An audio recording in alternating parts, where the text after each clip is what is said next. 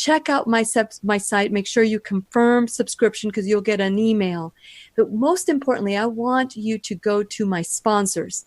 I want you to check out my sponsors and figure out ways that you can support them, because without the support of my sponsors, the show would not be on. So go to whenyouneedafriend.com. Not only check out my sponsors, check out my social media. This video, this show is also in YouTube, and you'll be able to click on the YouTube button and watch it as well. Some of the conversations that we have on and off the air as well.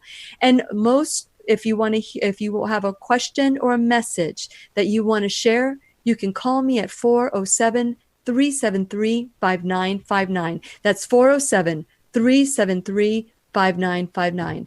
Or you can text me there as well. Let's grow together. This is the purpose of the show.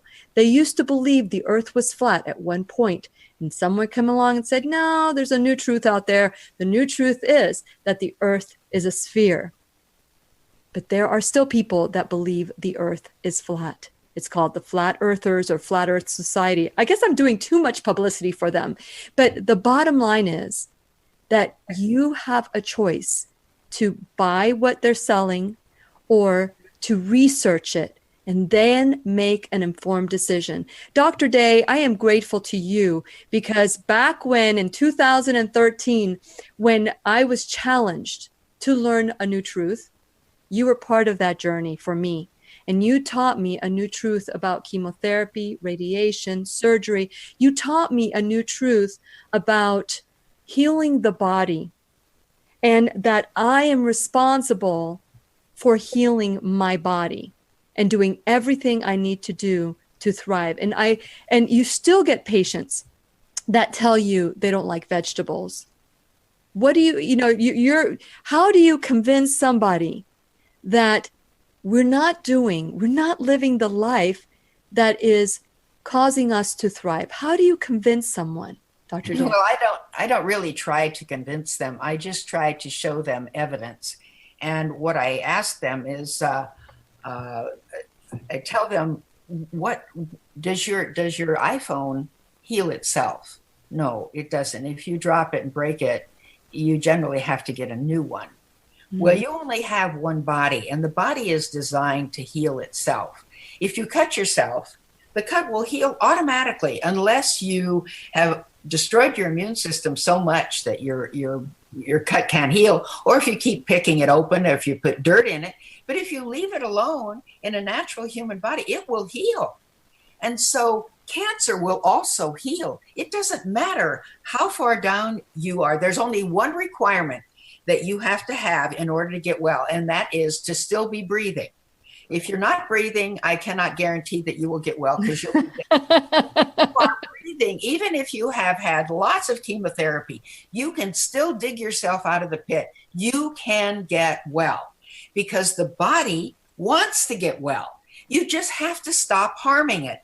I give an illustration frequently. If you came to me with a mangled thumb and you say, look, my thumb's mangled, it won't heal. And I say, well, what did you do to it? Well, I hit it with a hammer. Really? How long ago? Oh, I hit it with a hammer every day. Well, stop hitting it with a hammer and it will heal. And that's what we do to our bodies every day. We hit them with a hammer by the way that we live, think, act, eat, and handle stress. Stress is a major part of disease. And, doctors are still scratching their head. We don't know if stress causes disease. We'll have to do a lot more studies. Well, that's ridiculous, because here's what happens. When you are stressed, whether you have domestic stress, family stress, financial stress, job stress, whatever kind of stress, the body doesn't separate them. It's stress. You trigger your fight or flight reaction. When you trigger your fight or flight reaction, which every doctor knows about, we're taught about it in medical school, you pour adrenaline and cortisol, which is cortisone, into your body. And that's what gives people great strength for a short period of time to run from a bear, to run from an attacker, for a mother to actually lift up the edge of a car to get her child out from underneath, because we get that great surge of energy from the adrenaline. But when this fight or flight reaction is being triggered constantly in your body, the cortisone that is poured out, first of all, the adrenaline's poured out. It's like you've had about 10 cups of coffee all the time, and you have anxiety. And if you have all this cortisol or cortisone going into your body, that suppresses your immune system, so it cannot function to keep you well. So for doctors to keep scratching their head, they can't seem to figure it out. And this is the important part. Doctors are very good at collecting facts. And they're also very good at staging things. They stage cancer all the time because they don't have a cure. So they busy themselves by staging it. Well, if the end stage is always death. So, staging it doesn't really make much difference. But they should look for the cure. And the cure only becomes apparent when you find the cause. Doctors don't know the cause of cancer. You addressed the cause. It was what got you out of your illness. You started talking about forgiveness and your steps to healing. How big was forgiveness for you? It was huge. It was huge. Without it, I could not have gotten well. Because again, when you hold on to grudges or when you have a lack of forgiveness, you are triggering your fight or flight reaction because you want revenge. Whether you admit it or not, you want revenge. You think it's horrible that this person did this to you. I had been through a very nasty divorce and a very difficult custody battle for my children. And if you knew the circumstances, you would say I had a right to be angry. Sure. But it was killing me. Yes. And I had to, this is the hardest thing, I changed my diet to a totally vegan diet because all animal products promote the growth of cancer because you're eating the hormones of the animal. You're eating actually about 5 times the hormones of the animal because the animal, before it's slaughtered, it knows it's going to be slaughtered and it pours out these fight or flight hormones and you eat those. And so that's one reason that you have to change the diet to a vegan diet.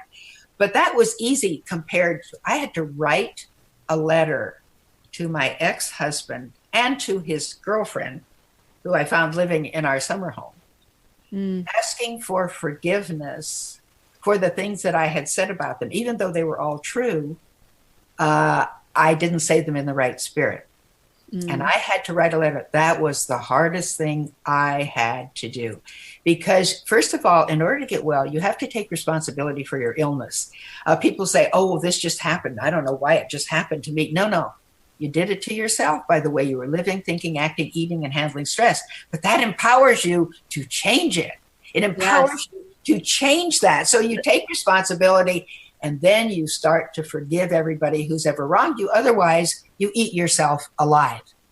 And that, Dr. Day, is such great news that if we create our disease, we can uncreate it by creating something else. I mean, Dr. Bruce Lipton opened my eyes when he said to me, he said, we inherit our parents' DNA, yes, but you can turn it on and turn it off. So you're not doomed. You're not a victim of your DNA. You can turn it on and turn it off by the way you eat, by the way you think, by the way you sleep, just exactly what you were saying.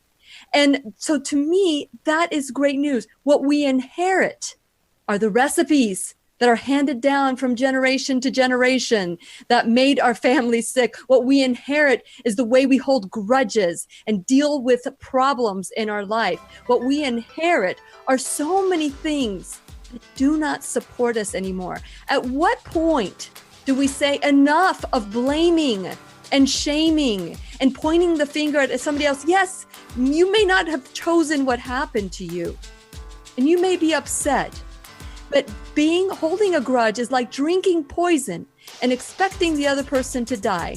And we're going to continue our conversation with Dr. Lorraine Day when we return worldwide at whenyouneedafriend.com. What are you willing to do to heal today? We'll be right here waiting for you.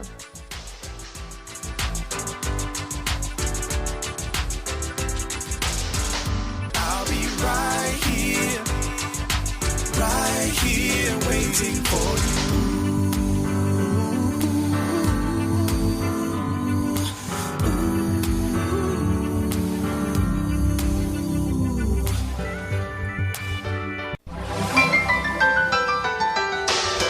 When you need a friend, you can count on me. I'll be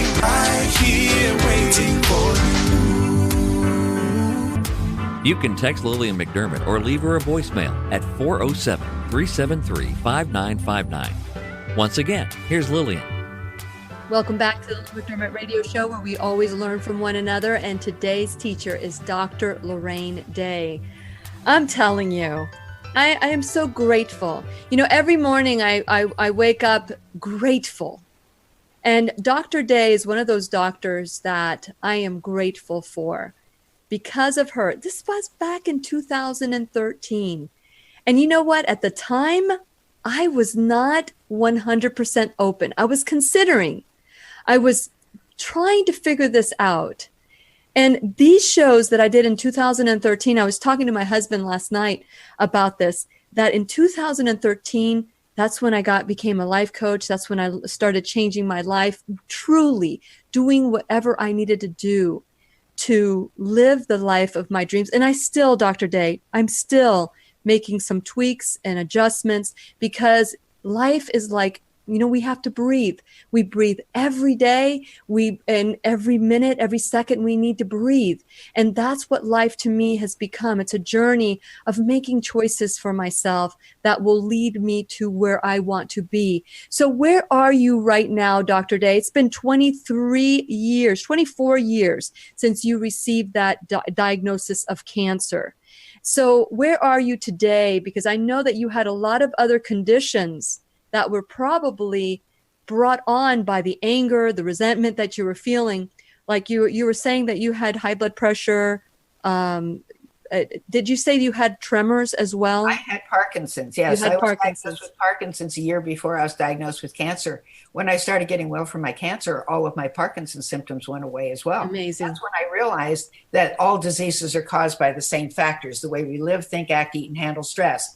And as you mentioned earlier, cancer is handed down in families, all right, but not in the genes. Correct. It's handed down by looking at the way our parents live, think, act, eat, and handle stress. Sure. If we live our life the same way, we'll get the same diseases. Yeah. So it's ridiculous when the doctor asked you for the medical history, family history. Well, did anybody in your family have cancer? Well, then you probably will get cancer too. Well, not if you change. You just don't live your life like they did, and you don't have to develop cancer. So again, as I said, the body is designed to heal itself. What we need to do is not try to kill cancer by giving it poisons, because then you end up killing the patient.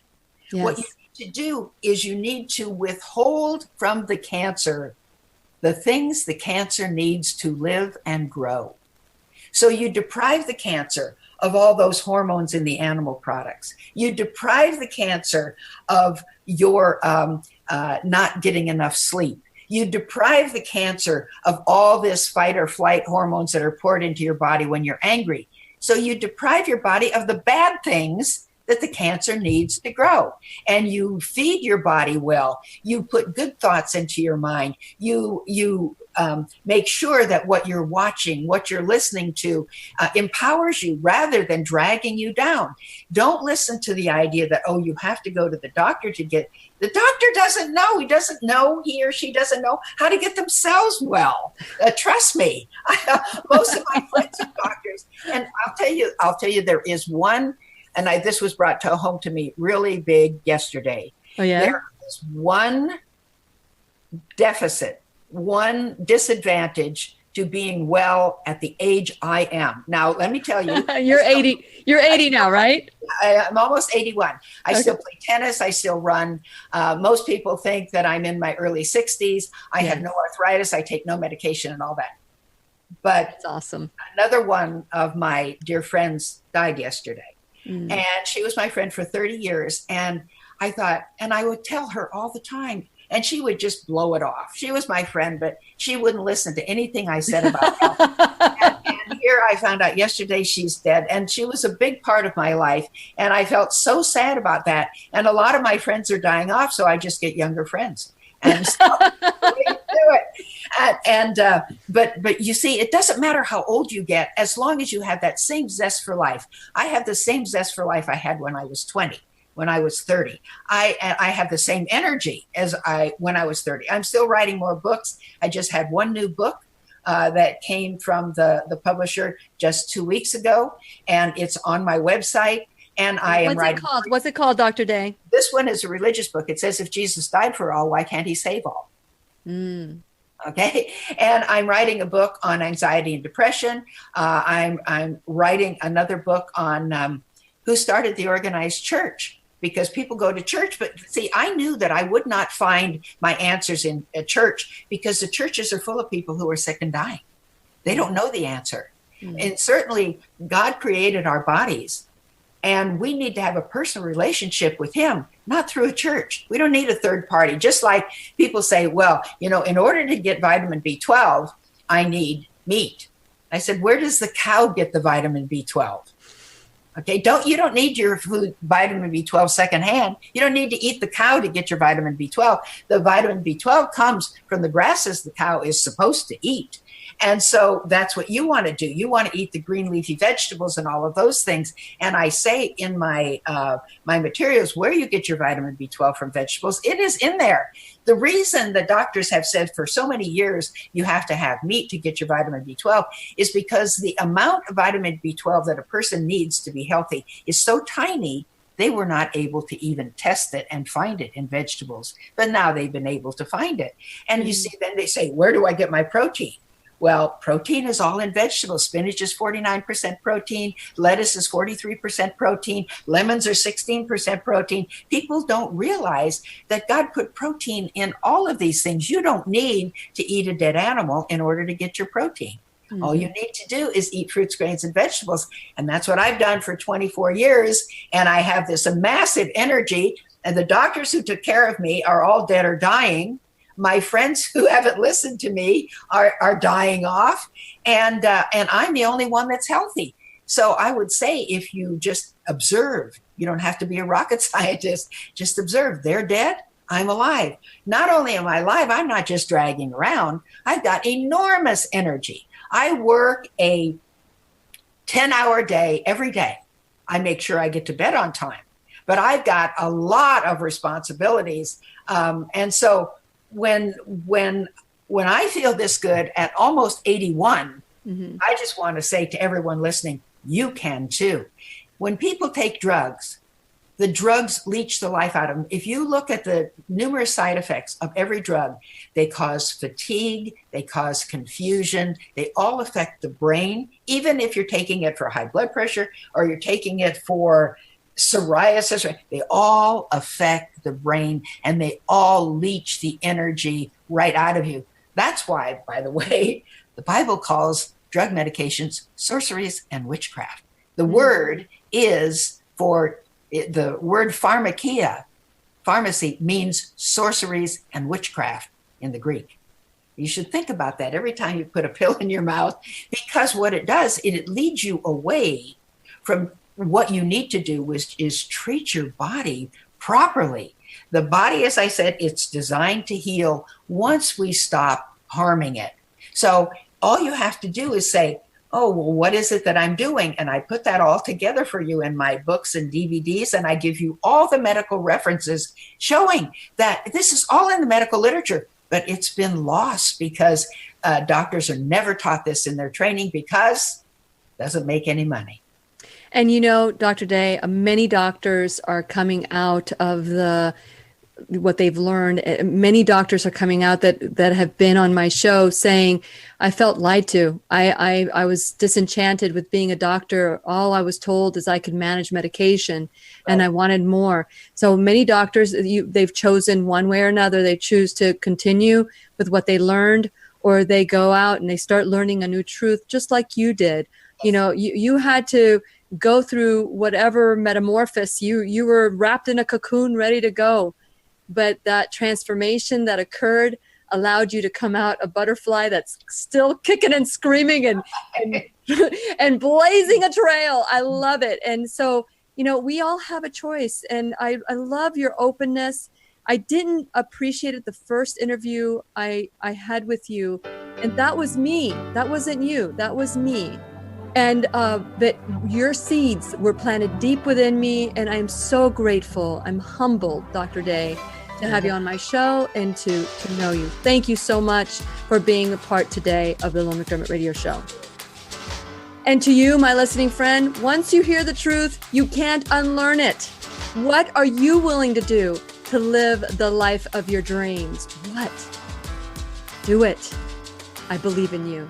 This is Lillian McDermott wishing you love, peace, joy, and unexpected abundance. Make it the best day ever. Ever.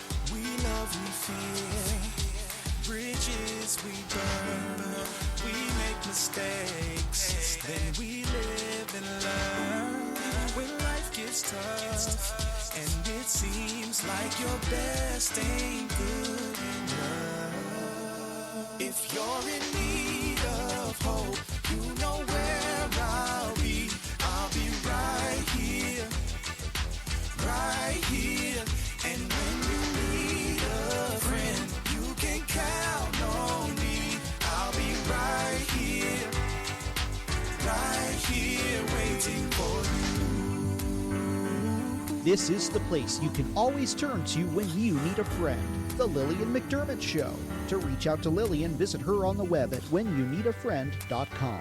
Now let's all learn together. Here's Lillian McDermott. Hello, my listening friends. It's so nice we can meet each other on the air on this beautiful, best day ever. And for those of you who are new to the Lillian McDermott Radio Show, the purpose of the show is to provide a safe place where you can go to when you need a friend. It is my commitment to provide alternative ways to heal, and it is my mission to make awareness, responsibility, and truth a part of our everyday life. And I hope you, my listening friend, will feel empowered to live the life of your dreams. Now, speaking of dreams, Dr. Lorraine Day is living her dream. She was in hospice over 23 years ago and given no chance of survival when she chose not to feed her cancer. And I said not to feed her cancer chemotherapy or radiation.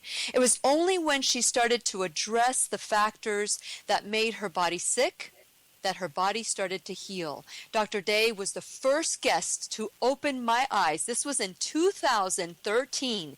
She was the first guest I ever had to open my eyes to holistic healing. Because of her, I started to view nutrition, exercise, water, sunlight, abstinence, air, sleep, and trust in a higher power, positive attitude of gratitude, and forgiveness as medicine. All of those things. It's a mind, body, spirit approach. And she was the first one to come on the show and completely change the direction I was heading with my show. And since it is my sole purpose in life, it is our sole purpose in life to give and receive love and knowledge. I am so grateful that Dr. Lorraine Day is back to do just that. Welcome back to the Lillian McDermott Radio Show, Dr. Day. Well, thank you so much for having me. Well, Dr. Day, you are such an inspiration to me, and I'm sure you have been inspired and helped heal so many people. But share a little bit about your background, your medical background, and a little bit about your journey. Yes, I'm an Orthodox medical doctor. I was trained in all Orthodox medicine. I went to medical school at the University of California, San Francisco, and eventually I took my orthopedic surgery training there. I'm a board-qualified orthopedic trauma surgeon, and then I was on the faculty there for 15 years, and always trained in Orthodox medicine. But even when I was a medical student, I recognized that doctors don't get anybody well. There was a group of my medical school classmates who came to me with an intervention where before the term was even known, and they said, you shouldn't go into orthopedic surgery because you'll really be working with your hands. You should work with your brain like us. We're in internal medicine, and so you should come with us. And I said, but you never get anybody well. You never get anybody well because you just give them drugs. And you give them more and more drugs. And I said, as an orthopedic trauma surgeon, if you get run over by a bus or you fall from the 5th story of a building or you get shot or stabbed, I'm the one that puts you back together, and then you go back and live your happy life. And all you guys do is give out drugs, and people keep coming back for more drugs, but drugs never cure disease. Drugs never cure disease. If you're taking drugs for high blood pressure, if you stop your drugs, you'll still have high blood pressure. And all this time you're continuing to live, eat, and handle stress the same way that gave you high blood pressure. And so your high blood pressure continues to get worse while you take the drugs, and then you have all the side effects of the drugs. So you see, doctors are only taught 2 methods of treatment. We're taught to give you drugs, which never cure your disease and have all sorts of side effects, or we're taught to cut out your organs or cut off your body parts. Well, no disease has ever been caused by having too many body parts or too many organs, and no disease has ever been caused by a deficiency of drugs. Oh, my word, I have cancer because I haven't had enough chemotherapy in my life. No, you've got to look at the things that actually cause your disease. So I chose to go into trauma surgery because that's not caused by the way you live, think, act, and handle stress. That is caused by an accident. And we can put people back together from accidents, but nobody can get you well from a disease except you, because you're the one who gave yourself the disease. And before people start saying, oh my, how uncompassionate that is. No. The most compassionate thing I can do for you is tell you how to be well. And if you believe that your disease just happened, then you're not going to get well, because then you are at the mercy of the universe. And so that's what we've got to do. We've got to look at what is the cause of disease and learn how to get well. And we can do it ourselves. I just want to say so many things, but the first thing that I was thinking about when you were speaking is I hear you. I see you, I hear you, and when you first shared this with me, I was taken aback.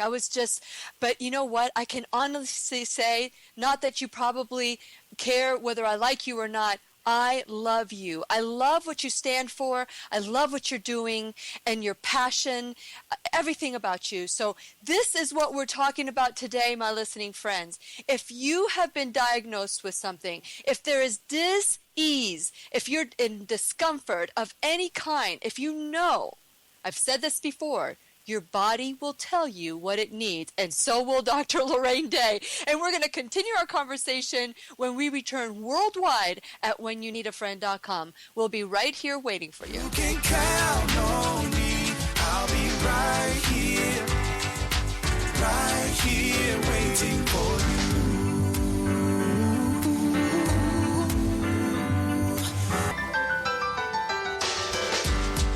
We love, we fear. Bridges we burn, we make mistakes, then we live and learn. When life gets tough, and it seems like your best ain't good enough. If you're in need of hope, you know where I'll be. I'll be right here, and when you need a friend, you can count on me. I'll be right here, waiting for you. You can text Lillian McDermott or leave her a voicemail at 407-373-5959. Now, here's Lillian. And welcome back to the Lillian McDermott Radio Show, where we always learn from one another. And today's teacher is Dr. Lorraine Day. Back in 2013, I was doing some research and saw her, and I tell you, my life has never been the same. And I'm hoping this will be true for you too. The first time I heard Dr. Day, it was too much for me to handle. I will be honest with you, my listening friend. I will always bring honesty and truth to the show. But I'm telling you, I am ready. I am ready to hear, and I hope that you are ready to hear. I bring so many different people on the show, hoping that something will resonate. If anyone will resonate in your heart, I'm hoping it's Dr. Lorraine Day. This is what taking 100% responsibility for your life looks like. And it's her. So thank you, Dr. Day, for being on the show today. Thank you. So as I said that to you I said, Dr. Day, I remember the first time I heard you say some of the things that you're going to speak of today, it was so hard for me to listen to, but I get it now. So share a little bit about why it's the brutal truth of our healing. Well, people don't want to take responsibility for their health. When I've been on television shows and other radio shows, and I say, look, the first step in getting well is admitting that you made yourself sick. But people want to blame it on anything else. They want to blame it on the environment. They want to blame it on the chemicals under your sink. They want to blame it on their ancestors. Oh, it's in my genes. No. We do it to ourselves. The first step in my getting well was admitting that I had given myself cancer. I didn't do it on purpose. I did it ignorantly. After all, I'm a doctor. Doctors know nothing about health. Doctors develop cancer and lupus and Parkinson's and heart disease and every other disease at the same rate as the general population. And doctors die of cancer and heart disease and every other disease at the same rate as the general population.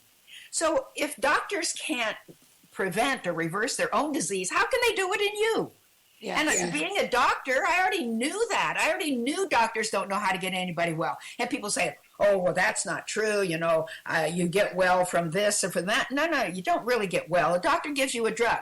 You have to go back to the beginning and say, what causes disease? If you ask a doctor what causes cancer, they will tell you, we don't know. Yeah. Well, then how can you cure it? By the way, since I was last on your show, there's been a multi-million-dollar study by the Orthodox medical profession on what causes cancer. They spent millions of dollars on it. And are you ready for what their conclusion was? Tell us, please. Tell us. Bad luck.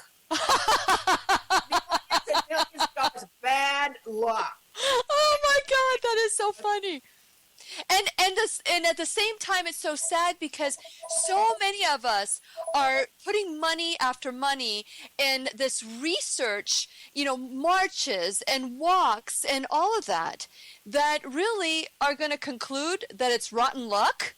Yeah, that's it. That's right. The cure for cancer is already known. I know what causes cancer. You have to know what causes cancer in order to cure it. I am cured of cancer. I am not a cancer survivor. A cancer survivor can be full of cancer, but if they're still breathing, they call them a cancer survivor. And then in the medical profession, somehow that gets miraculously changed to a cure. So they look at 5-year survival, which is 5-year survival, and you can be full of cancer. If you die the next day, you're still a 5-year survivor, see? And then suddenly that gets transformed by some magical way into cures. No, they don't cure anybody of cancer. Again, I had breast cancer. I had a tumor. If you go to my website, which is drday.com, drday.com, go to my website, you will see the tumor I had. It was the size of a softball on my chest. It was breast cancer. But I didn't have my breast removed because I knew that I didn't develop breast cancer because I had too many breasts. So cutting one or both of them off was not going to cure me. I mean, it doesn't take a rocket scientist to figure this out. Yeah. All right? Yes. And every doctor knows that chemotherapy causes cancer. It is a poison. So why would I take something to cause the disease I already had? I mean, again, it doesn't make any sense. Radiation causes cancer. Doctors used to be more honest 20 years ago when they would say, don't get too many x-rays because x-rays are radiation. Radiation causes cancer. But then when you had cancer, they say, oh, now we have to give you huge doses of what we told you to avoid because it causes cancer. Yes. You see, it is craziness. It is craziness. And I could see this from the very beginning when I was a medical student. I said, I want to go into those areas of medicine because they don't make any sense. And when So let's focus on the first step. There's one of your latest books that you were talking about how we need to stop killing ourselves. Yes. So share a little bit about that philosophy. People are killing themselves every day. And the causes of cancer are the way we live, think, act, eat, and handle stress. Now, that's not just the cause of cancer. It's the cause of every disease. Diseases don't fall from the sky. They don't just happen. They're not genetic. The number of genetic diseases there are few and far between. It doesn't matter if every person in your lineage died of cancer before you. You don't have to die of cancer. You will die of cancer, most probably, if you continue to live, eat, and handle stress as they did. Mm-hmm. But all you have to do to break that cycle is to stop doing it that way. You see, cancer can be handed down in families, but not in the genes. It's because we learn how to live, eat, and handle stress from our parents, and they learn from their grandparents. So that's the way you hand it down. You see, if you see a very, very large woman walking down the street with two little children who are also very, very large, that is not genetic. They're all eating the same way. You see, it's not a genetic thing, but we always want to blame it on something else. We don't want to take responsibility. I have said from the very beginning, don't be as stupid as I was and let yourself develop these diseases, because you don't have to. But again, we think that we're invincible and we want to eat and live and think and act and handle stress the way we want to do, rather than the way that is best for our body. But nobody ever teaches you what is best for your body. And so you think, well, this is the way everybody else is doing these things. And look, they're not sick. And the answer is, not yet. Yeah. Not yet. Not yet. So get sick. Yeah, so let's talk about some of the things, like you talk about sugar, coffee, fluoride, the things that poison our body. Let's name them right now so that we can start checking them off our nutrition health, because it's not just about food. It's like you said, it's live, eat, and handle stress. So let's talk about the eating portion of it. Well, again, all animal products promote the growth of cancer. I'm going to say that again. All animal products promote the growth of cancer.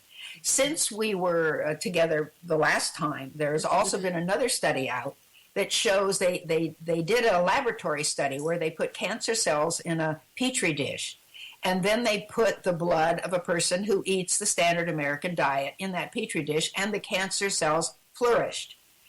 Then they put the blood from a total vegan, someone who ate no animal products whatsoever, into that dish with other cancer cells, and the cancer cells all died.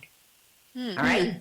Now, it wasn't that the blood from a vegan killed the cancer cells. What it was is the blood from a vegan would not support the growth of the cancer cells, and so therefore they died. All right? Because when you eat anything from an animal, you are eating the animal's hormones. Now, not even if it's range fed, and even if there weren't added hormones to grow it, it has its own hormones. Not only that, it has 5 times of the amount of its own hormones when it's going to be slaughtered, because it knows it's going to be slaughtered, and it pours out all the fight or flight hormones, which are about 30 different hormones, including adrenaline and cortisol. Cortisol is what it is, but it's a form of cortisone. Cortisone suppresses your immune system. And these hormones are not destroyed by cooking. So you are eating all these hormones of the animal, not only just the amount they usually have, but 5 times the amount, because they poured them out when they knew they were going to be slaughtered. Mm-hmm. The second thing is that animal products, meat, poultry, and fish, have no water in them. You can't make juice out of them. The only juice that's in there, in quotation marks, is blood. That is not water, all right? So you can't make juice out of them like you can make juice out of carrots and celery and apples and all that. So they have no water, and they have no fiber. They have no fiber as fruits, grains, and vegetables have. So therefore, you need fiber and you need water to increase the peristalsis of your intestine to get the waste products out of your body.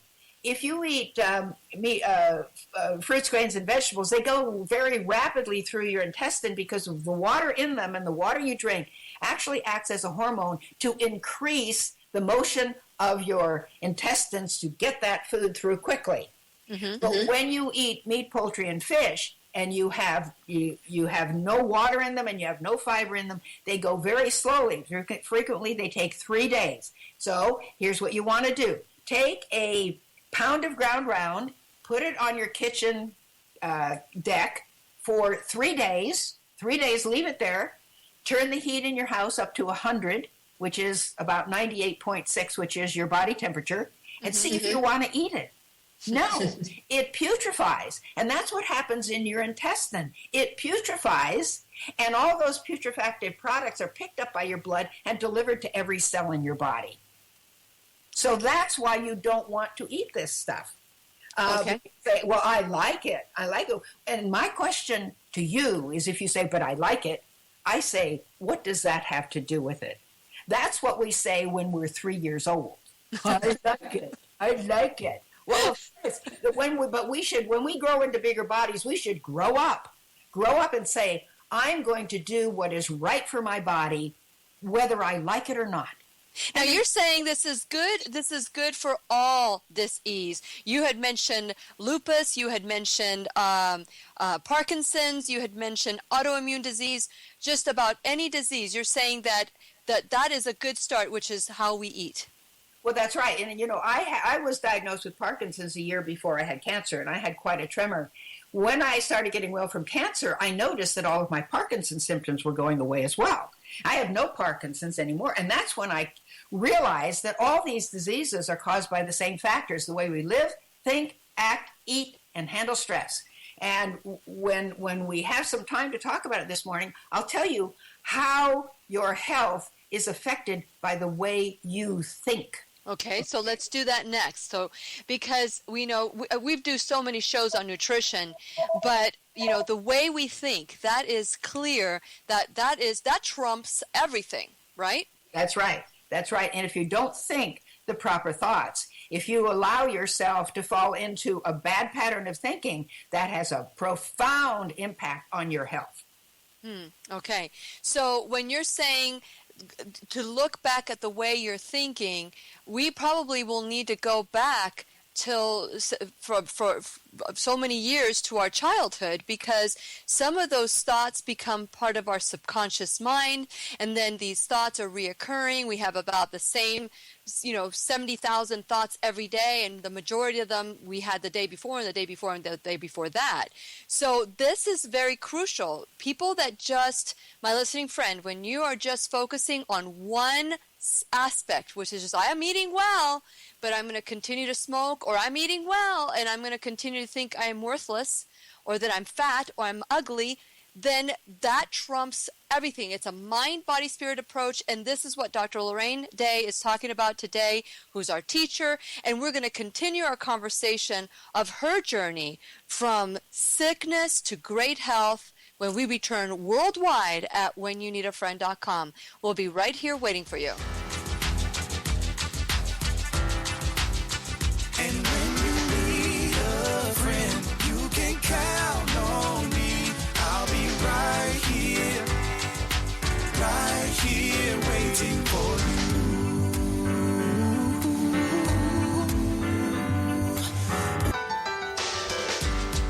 We love, we fear, bridges we burn, we make mistakes, then we live and learn. When life gets tough and it seems like your best ain't good enough, if you're in need of hope, you know where I'll be. I'll be right here, and when you need a friend, you can count on me. I'll be right here waiting for you. You can text Lillian McDermott or leave her a voicemail at 407-373-5959. Now, here's Lillian. And welcome back to the Lillian McDermott Radio Show, where you can hear us worldwide at whenyouneedafriend.com. I am your host, Lillian McDermott, and it is my goal that we learn from each other.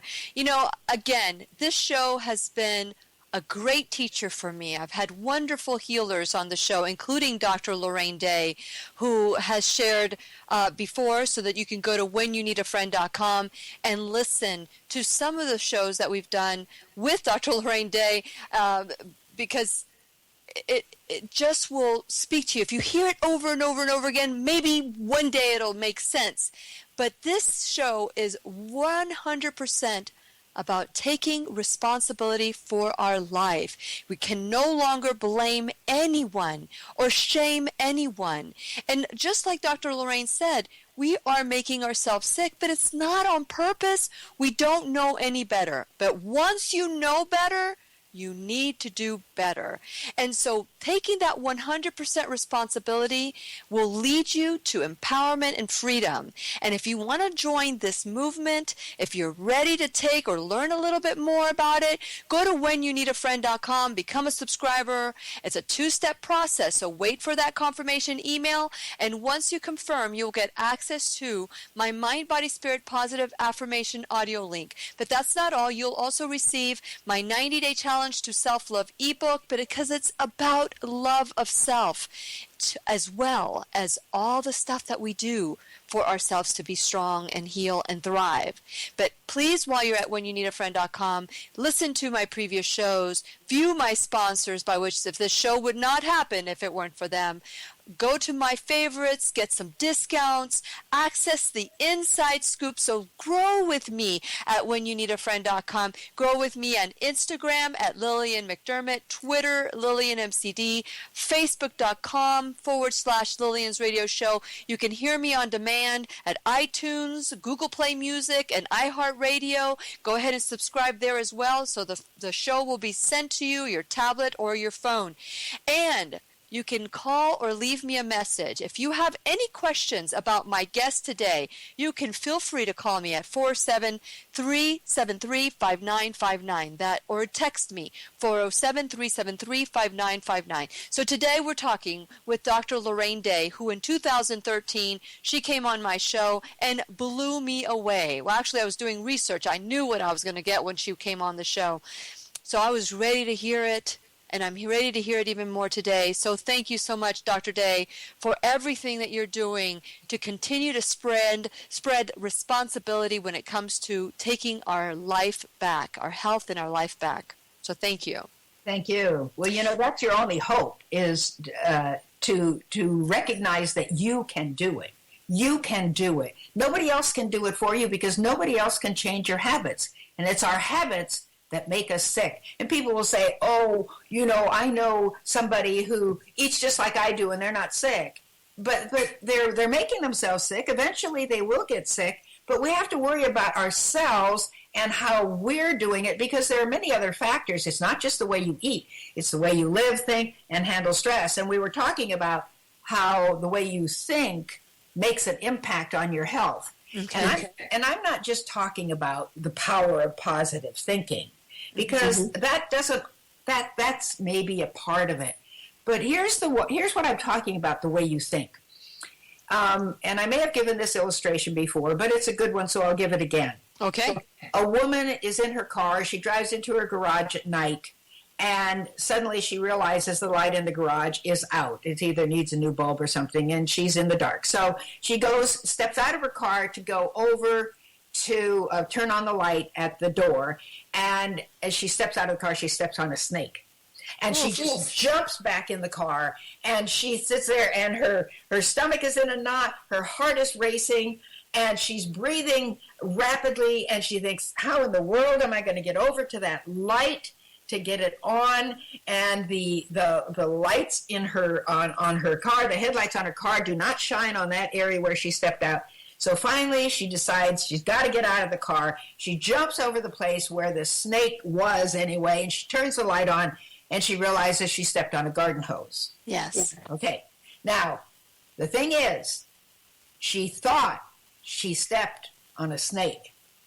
And so all of the things that happened in her body reacted to as though she stepped on a snake, even though it was a garden hose. Mm-hmm. So when you think something is going on, when you have fear and anxiety and worry, when you are angry, when you are don't know how to love your enemies, when you hold grudges, we were talking before the break about what happened to you when you were small and what maybe your mother did to you or what your friends did to you or what, that is past. You can't do anything about it.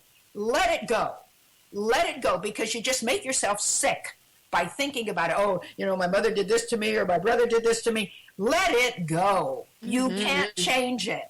So then you move on. We are responsible for letting those things go and making our bodies healthy. And when you hang on to that garbage, you cannot be well. Studies have shown that a person even with mental illness cannot get well if they're holding on to anger or grudges or lack of forgiveness.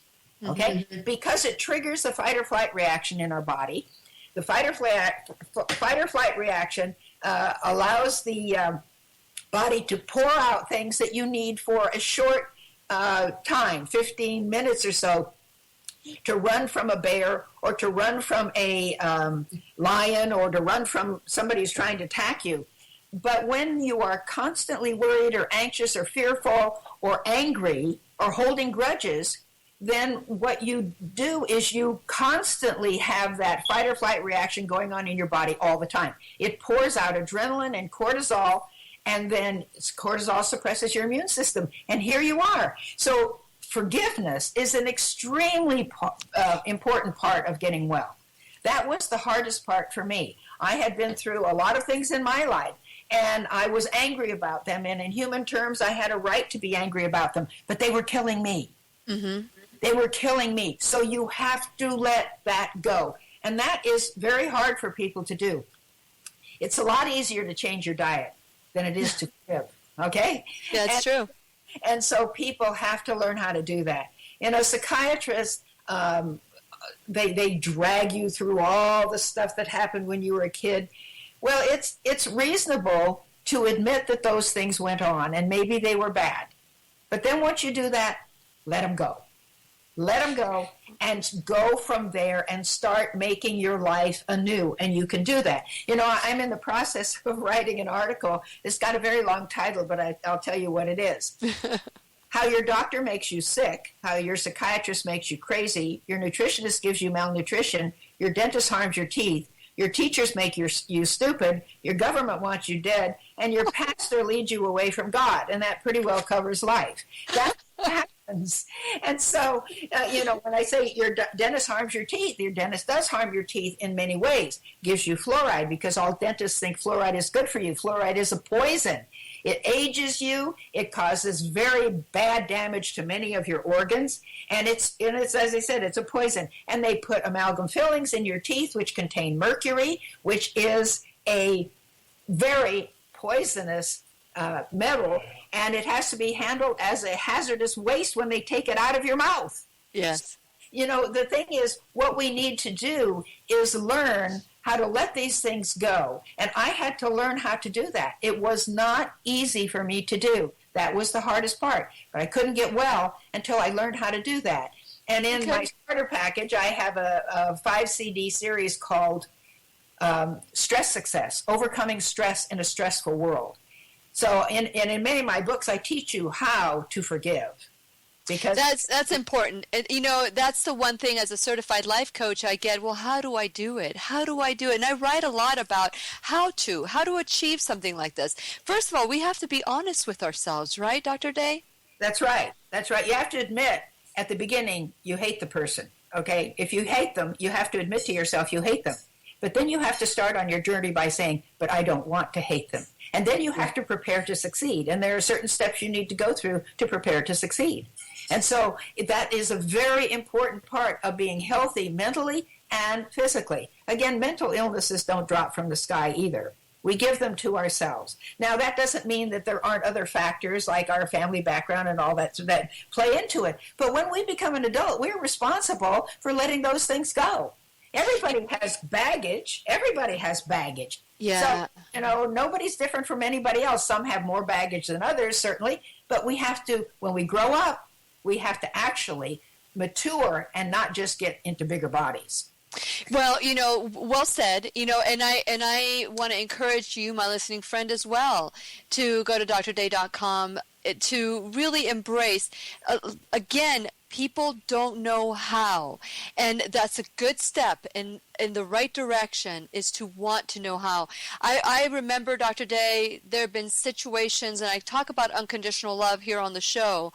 I remember there was a situation that I had to forgive, and I just didn't know how. And I remember the first thing that I did was sending love to the individual that had harmed me. That was tough for me to do. But you know what? You send out, you receive. And so as I was sending love to the person that harmed me, I began to feel love myself. And that was the first step for me in being able to forgive, because I really wanted to. And I love that truth. I don't know how, but I really want to, is the first truth that we can say, right?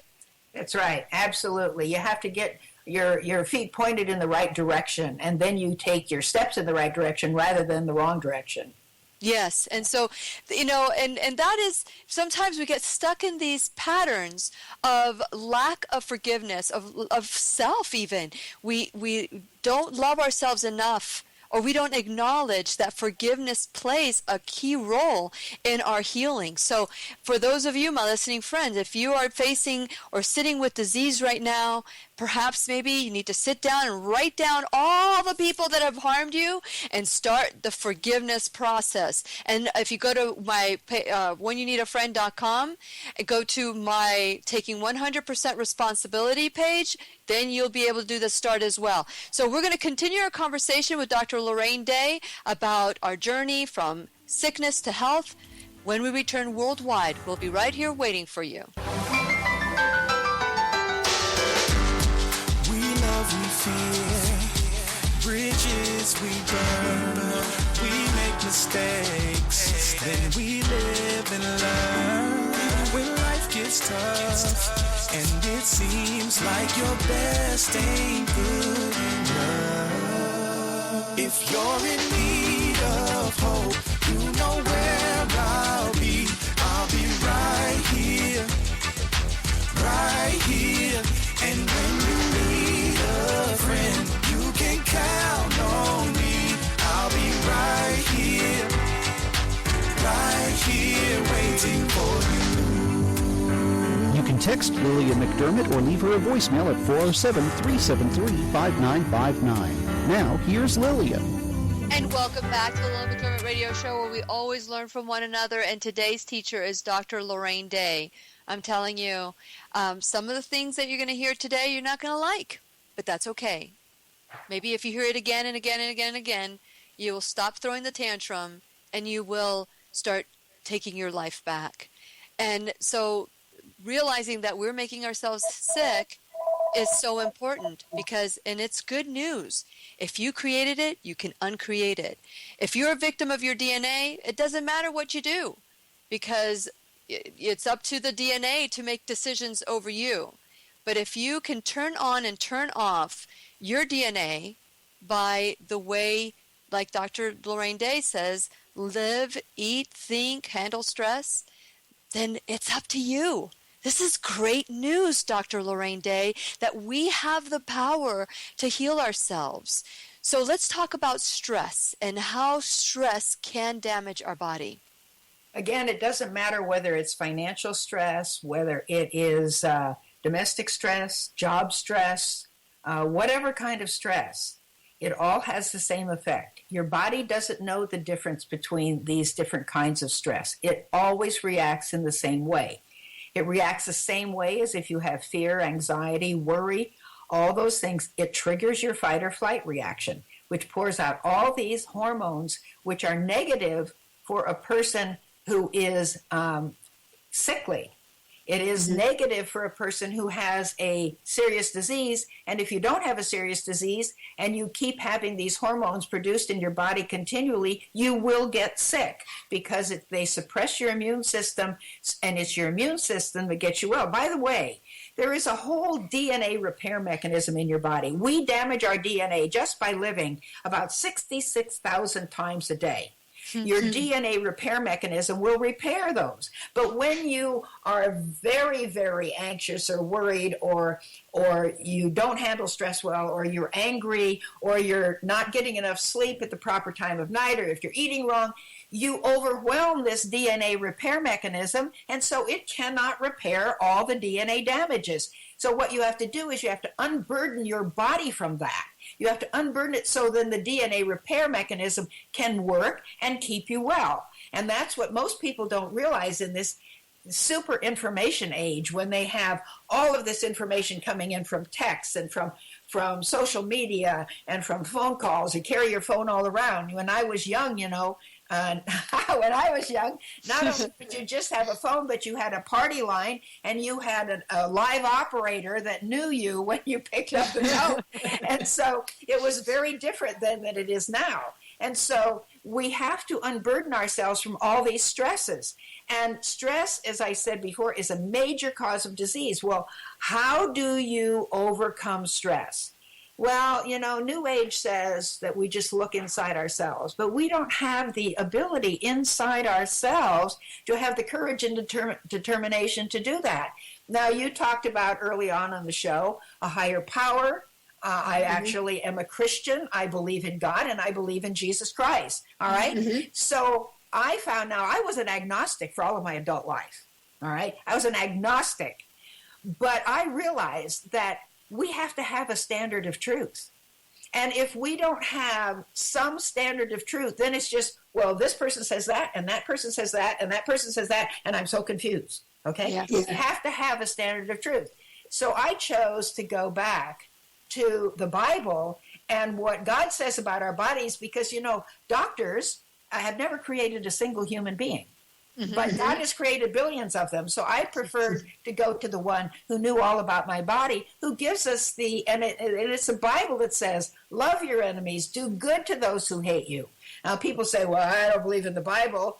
Well, then fine, except you don't have any standard of truth then. You have no standard. It's just what somebody thinks, what somebody else thinks. So I had to make the decision about who I was going to trust. And I chose to trust God, who knows all about my body. And so I know that this is not very trendy in America today. But as I say, I was an agnostic for all of my adult life. I got myself sick before I learned how to get myself well. And I've been well now for over 20 years. I had severe terminal cancer, and I am totally well and cancer-free. So I must have learned something. And yes. I have the energy of a 30-year-old, and most people who see me who don't know my age think I'm in my late 50s or early 60s, and 1 month from tomorrow I will turn 80. Awesome. You are amazing. I wanted to tap into that repair, that DNA repair, which you were the first one to make me aware of how important it is for us to sleep between the hours of 10 and 2. Can you share a little bit about that? Well, you have to sleep between the hours of 10 and at least 6 because you need to get 8 hours. But sure, but the hormones are produced between 10 p.m. and 2 o'clock in the morning, but you have to sleep. So when people stay up half the night on their cell phones or on TV or whatever, they are destroying their bodies, and they don't know this. And so if you go to my website at drday.com, drday.com, I have a lot of information on the website itself. Just read the articles that are there, plus DVDs and CDs and books showing you how to get well just as I am well. Well, Dr. Day, as always, it is always too short a show when you're on. I want to get you back. I would love to talk about it a little bit more focused, because today was a reintroduction. It's been a couple of years. I'm podcasting now, so people will hear this over and over and over again. And so I want to thank you for this conversation. I hope that somebody woke up today to the new truth that if we can make ourselves sick, we can also heal ourselves with a higher power and trust. So thank you, Dr. Day, for everything that you're doing in this world. Thank you. Thank you. And to you, my listening friend, You have the power. This is something that we could all do. Continue to love yourself. Please remember, I will be here waiting for you worldwide at whenyouneedafriend.com. This is Lillian McDermott wishing you love, peace, joy, and unexpected abundance. Make it the best day ever. And when you need a friend, you can count on me. I'll be right here waiting for you.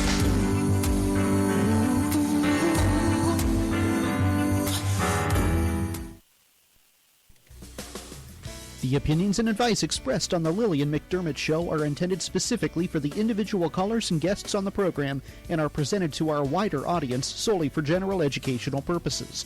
Please act responsibly and consult personally with your own medical, psychological, or nutritional expert before taking any steps to improve your life. Welcome to today's issue of Cancer Uncensored, brought to you by canceruncensored.com. The following material does not constitute medical advice. Please consult with your doctor before making any treatment decisions. Today we're going to be talking about modern cancer treatment and its limitations. In many parts of the Western world, due to European directives and federal law, the only legally accepted cancer treatment protocols involve surgery, chemotherapy, or radiotherapy. Does this mean that they're the only ways of treating cancer? No, but to offer anything else, your doctor would risk losing their medical license, substantial fines, and in the US, even a prison sentence. In the late 1970s, after studying the policies, activities, and assets of the US major cancer institutions, investigative reporters Robert Houston and Gary Null concluded that these institutions had become self-perpetuating organizations whose survival depended on the state of no cure. They wrote, "A solution to cancer would mean the termination of research programs, the obsolescence of skills, the end of dreams of personal glory. Triumph over cancer would simply dry up the contributions to self-perpetuating charities and cut off funding from Congress. It would mortally threaten the present clinical establishments by rendering obsolete the expensive surgical, radiological, and chemotherapeutic treatments in which so much money, training, and equipment is invested. Such fear, however unconscious, may result in resistance and hostility to alternative approaches in proportion to how therapeutically promising they are. The new therapy must be disbelieved, denied, discouraged, and disallowed at all costs, regardless of actual testing results, and preferably without any testing at all. As we shall see, this pattern has in actuality occurred repeatedly and almost consistently. Indeed, many people around the world consider that they've been cured by therapies which have been blacklisted, certainly by the major cancer institutions and the medical community at large. The individual doctors aren't necessarily to blame, but the system has overridden good conscience and common sense. According to Dr. Federian Batmangelij, MD, we as doctors are really 007 agents of the pharmaceutical industry. We're totally blind and ignorant that the pharmaceutical industry has hijacked medicine. We learn a couple of years of physiology, but as soon as we go onto the clinical side, we're asked to forget those and begin to learn pharmacology in order to treat symptoms rather than understand the primary cause of the health problem. This view is apparently shared by many other doctors, including Lorraine, MD, the former Chief of Orthopedic Surgery for San Francisco Hospital, but they're powerless to change the system. She explained, "We doctors are taught in our medical training that virtually 80% of disease has no known cause. We're not taught to treat the underlying cause of disease, we're only taught to treat the symptoms. This does not get a person well." Dr. Fritz Schalander explained that every now and again there are new drugs introduced. There is a great stir, but actually it only adds a matter of weeks or months to life expectancy. Until recently, there hasn't been a single study that can conclusively show that radiotherapy to the breast has any effect on survival, and yet we apply it almost routinely to often very young patients. Many patients would not choose chemotherapy and radiotherapy if they knew the real facts, the real scientific evidence. A study has been reported which claims that nearly 70% of oncologists would not opt for chemotherapy if their turn came. Part of the way the stranglehold has been maintained is the way in which success rate of mainstream treatments are reported. The significant difference is between relative success rates and absolute success rates. Firstly, let me define success rate. In the cancer research industry, the closest thing you get to a cure is a 5-year survival. So if you survive 5 years and a day, you were a success. Cancer is the only disease where you can die from the condition you were successfully treated for. It sounds ludicrous, but this has enabled the cancer industry to massage statistics. In the same vein, early detection has increased so-called survival rates, because by detecting the disease earlier, it isn't necessarily that the patient will live longer overall, but they are more likely to survive 5 years from diagnosis. What many people don't realise is that their tumour may have taken as long as 10 years to develop to the extent where it's noticeable. Therefore, much of the improvements in success rate of cancer treatment is down to the way the statistics are handled, as opposed to the actual effectiveness of the treatment. The difference between relative success rates and absolute success rates is even more important. Imagine you had a cancer treatment where 2 more people out of every 100 people would survive 5 years after receiving it, as opposed to receiving no treatment at all. If you now develop a new cancer treatment, such as a different variation of chemotherapy, if it now saves 3 additional people out of every 100, it has a relative success rate of 50%, because it actually cures 50% more people than the previous methodology. However, if you were to express the data as an absolute success rate, you would say that the absolute success rate of that treatment was only 3%. For example, only 3 out of every 100 people benefit from it. Just to clarify, that doesn't mean that only 3% of the people survive overall. It just means that 3% more people survive if they're offered that new treatment rather than no treatment at all. So look how much easier it is to justify putting somebody through chemotherapy and radiotherapy when you talk about 50% relative success rate rather than a dismal 3% absolute success rate of treatment. A study of every randomized controlled clinical trial of chemotherapy performed in the US from 1990 all the way through to 2004 was conducted and published under the title The Contribution to Cytotoxic Chemotherapy to 5-Year Survival Rate in Adult Malignancies. The results showed the following cancer cure statistics attributable to chemotherapy based upon absolute success rates. Pancreas, 0. Soft tissue sarcoma, 0. Melanoma, 0. Uterus, 0. Prostate, 0. Bladder, 0. Kidney, 0. Unknown primary site, 0. Multiple myeloma, 0. Stomach, 0.7%. Colon, 1%. Breast, 1.4%. Head and neck cancers, 1.9%. Lung, 2%. Rectum, 3.4%. Brain, 3.7%. Esophagus, 4.9%. Ovary, 8.9%. Non-Hodgkin's lymphoma, 10.5%. Cervix, 12%. Testes, 37.7%. And Hodgkin's disease, 40.3%. Testicular cancer and Hodgkin's disease, which both appear to be quite responsive to chemotherapy, only represent 2% of the total number of cancers. So when you strip away the relative success rates, modern chemotherapy, which can destroy your immune system and rob you of your quality of life without giving you any more time, does leave a lot to be desired. Dr. Fritz Schalander once said, "In oncology, we have the problem that the progress has been very, very slow, and we're still living with the paradox of treating cancers with carcinogenic agents. This feels completely wrong to me."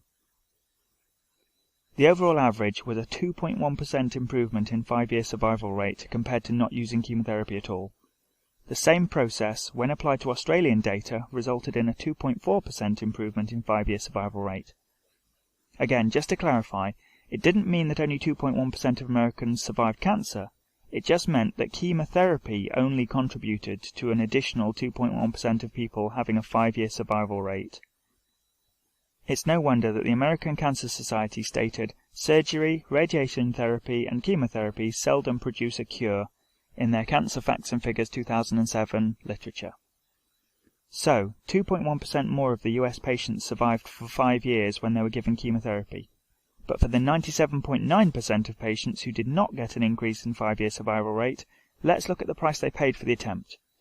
The side effects of chemotherapy and/or radiotherapy include abnormal ECGs, abdominal cramps, anemia, arterial damage, bleeding sores, bleeding ulcers, blood clotting, bone marrow suppression, brain shrinking, chromosomal lesions, chronic radiation proctitis, constipation, cumulative toxicity, cystitis, deafness, decreased white cell count, dehydration, destroys linings of the intestines, destroys mucous membranes, destroys skin, diarrhea, severe diarrhea, difficulty absorbing food, dizziness, endometriosis, flu symptoms, gastrointestinal bleeding, hair loss, heart disease, hematological problems, hypersensitivity reactions, hypertension, immune system damage, impaired concentration, impaired eyesight, impaired hearing, impaired language skills, impaired memory, impotence, increased infections, joint pain, kidney damage, leukopenia, liver fibrosis, liver lesions, loss of appetite, loss of libido, loss of nerve function, loss of taste, lung damage, lymphedema, malnutrition, nausea, necrosis, neurological damage, neuropathy, neutropenia, nerve damage, numbness, oral ulcers, permanent disabilities, psychological distress, radiation burns, radiation poisoning, renal dysfunction, sexual dysfunction, soreness of gums and throat, sterility, stroke, sudden menopause, suicide, ulceration, urinary bleeding, vascular damage, vomiting, severe vomiting, weakness, weight loss, and even toxic death. Was it really worth it? Especially when you look at doctors such as Joseph Issels in Germany, who was able to get a 24% success rate, a 24% absolute success rate, from over 16,000 cases over a 40-year period using alternative therapies, even after chemotherapy and radiotherapy had done their damage. Or 22% 5-year success rate for incurable forms of brain cancer achieved by Dr. Baczynski, MD, in Texas, using his revolutionary antineoplastons treatment. Diffuse intrinsic childhood brainstem glioma had never before been cured in any scientifically controlled clinical trial in the history of medicine, and now Dr. Baczynski has cured dozens of patients as part of his FDA-approved clinical trials. Trials using treatment methods outside of the mainstream Western cancer treatment protocols. This is after the FDA spent 10 years and $60 million of taxpayers' money trying to shut him down. As I mentioned in the introduction of my book, Cancer Uncensored, I pull no punches. This data is shocking and will feel contradictory to what we've been spoon-fed by the cancer research organizations who are forever pushing the cancer cure is just around the corner mentality, even whilst they throw more money at methodologies that have not improved survival rates for decades. How on earth have the medical and cancer research communities been able to keep the facts that chemotherapy barely works under wraps? Is a 2.1% improvement worth hundreds of billions of dollars in cancer research conducted over decades, when 85% of cancer is preventable in the first place? If we'd focused on prevention all those years ago, most of the cancer patients today would never be in the position to even need treatment. In a recent patent application by the US government, when they attempted to patent Dr. Baczynski's antineoplastons, which actually he had already patented, the US government even admitted, current approaches to cancer currently rely on primarily the use of chemicals and radiation, which are themselves carcinogenic and may promote recurrences and the development of metastatic disease.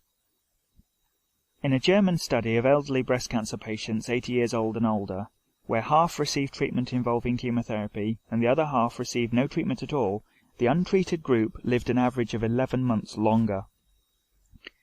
An article on www.naturalsociety.com says it all. They said, cancer drugs, pushed by many drug companies as the only scientific method of combating cancer alongside chemotherapy, have been found to actually make cancer worse and kill patients more quickly. The findings come after research was conducted on the cancer drugs at the Beth Israel Deaconess Medical Center in Boston. Sold at a premium price to cancer sufferers, it turns out that these drugs are not only ineffective, but highly dangerous. Something known as anti-angiogenesis is the primary function behind many such widely used cancer drugs that were analyzed in the study. Researchers examined drugs such as imatinib, a leukemia drug that goes by the brand name Gleevec, and sunitinib, a drug for gastrointestinal tumors, brand named Sutent, finding that these drugs may initially reduce tumor size, but afterwards cause tumors to metastasize aggressively. This means that the tumors come back much stronger and grow much larger than their original size. As a result, patients develop life-threatening tumors that oftentimes kill patients more quickly as a result of taking the drug. When study researchers induced anti-angiogenesis in mice, there was an initial 30% decrease in the volume of the tumor over 25 days. Afterwards, however, the tumors that had metastasized to the lungs tripled. researchers published the findings in the January 17 issue of Cancer Cell, with study authors shocked by the findings. Dr. Raghu Kalluri said, "Whatever manipulations we're doing to tumours can inadvertently do something to increase the tumour numbers to become more metastatic, which is what kills patients at the end of the day." It's clear that these cancer drugs are virtually ineffective at treating cancer, even killing patients who may have otherwise survived. Of course, a number of natural anti-cancer substances do exist that have been found to be largely effective in reducing tumour size and, most importantly, combating the onset of cancer. Perhaps the most amazing anti-cancer substance for your health is high-quality turmeric. Turmeric has been found to reduce tumours by an astounding 81% in recent cancer research, and contrary to cancer drugs, turmeric does not come loaded with deadly side effects. Quite the opposite. Turmeric instead comes with beneficial properties that can prevent your risk of disease and positively affect over 560 different conditions. Vitamin D is another essential anti-cancer nutrient. Amazingly, vitamin D is much more effective than pharmaceutical drugs at fighting cancer, and is virtually a free nutrient. Instead of paying a premium price for deadly cancer drugs, your vitamin D levels can be significantly improved by soaking up some sunlight. It is important to receive a blood test to ensure that you're within the optimal vitamin D level range.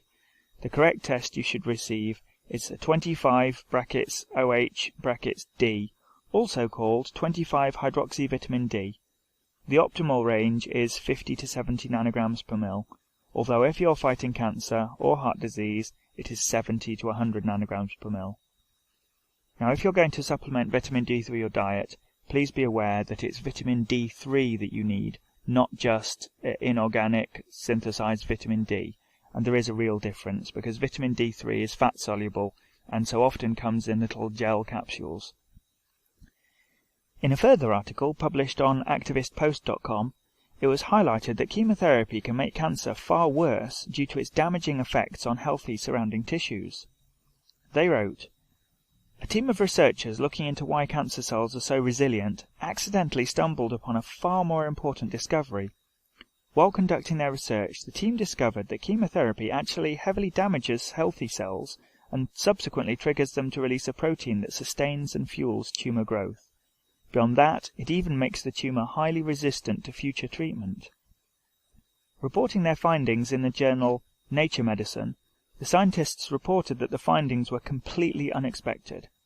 Finding evidence of significant DNA damage when examining the effects of chemotherapy on tissue derived from men with prostate cancer, the writings are a big slap in the face to mainstream medical organizations, who've been pushing chemotherapy for years as the only option available to cancer patients. The news comes after it was previously revealed by similarly breaking research that expensive cancer drugs not only fail to treat tumours, but actually make them far worse. The cancer drugs were found to make tumours metastasize and grow massively in size after consumption. As a result, the drugs killed the patients more quickly. Known as WNT16B, scientists who perform the research say that this protein created from chemotreatment boosts cancer cell survival and is the reason that chemotherapy actually ends lives more quickly. Co-author Peter Nelson of the Fred Hutchinson Cancer Research Center in Seattle explains, WNT16B, when secreted, would interact with nearby tumor cells and cause them to grow, invade, and, importantly, resist subsequent therapy. The team then complemented the statement with a word of their own. Our results indicate that damage responses in benign cells may directly contribute to enhanced tumor growth kinetics. Meanwhile, dirt-cheap substances like turmeric and ginger have consistently been found to effectively shrink tumors and combat the spread of cancer. In a review of 11 studies, it was found that turmeric use reduced brain tumor size by a shocking 81%.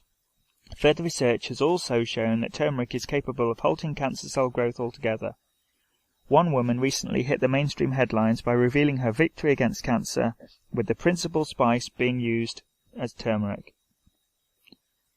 This accidental finding, reached by scientists, further shows the lack of real science behind many old paradigm treatments, despite what many health officials would like you to believe. The truth of the matter is that the natural alternatives do not even receive nearly as much funding as the pharmaceutical drugs and medical interventions because there's simply no room for profit. If everyone was using turmeric and vitamin D for cancer, better yet cancer prevention, major drug companies would lose out. And that's the end of that article. It makes grim reading when you know that the main institutions take decades to change their strategies, but it would be entirely irresponsible for me to recommend or dissuade you from engaging in any particular course of treatment. It is between you and your doctor to decide what is appropriate for you, but I would ask you to question your doctor about the absolute success rate of his or her proposed course of treatment, and whether it's wise to engage in a treatment that deteriorates, if not destroys, your immune system and quality of life. If your doctor cannot give you accurate absolute statistics, or won't support your choices, perhaps you should find a different doctor. Learn more about Cancer Uncensored, the book, your step-by-step guide to cancer prevention, early detection and cancer survival, from www.canceruncensored.com. Thank you for listening.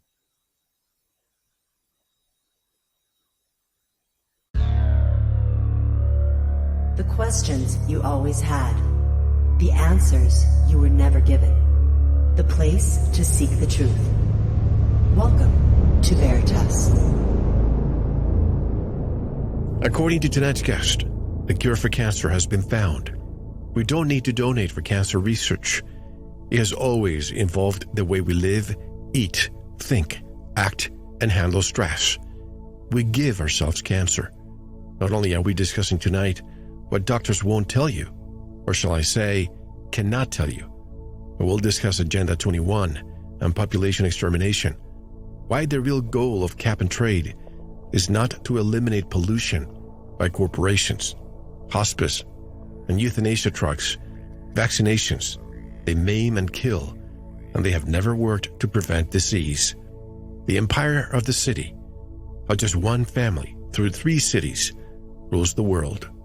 And those 3 cities are not subject to any laws of any country. Also, the government has just approved experiments to create a new type of flu that can kill millions, and much more.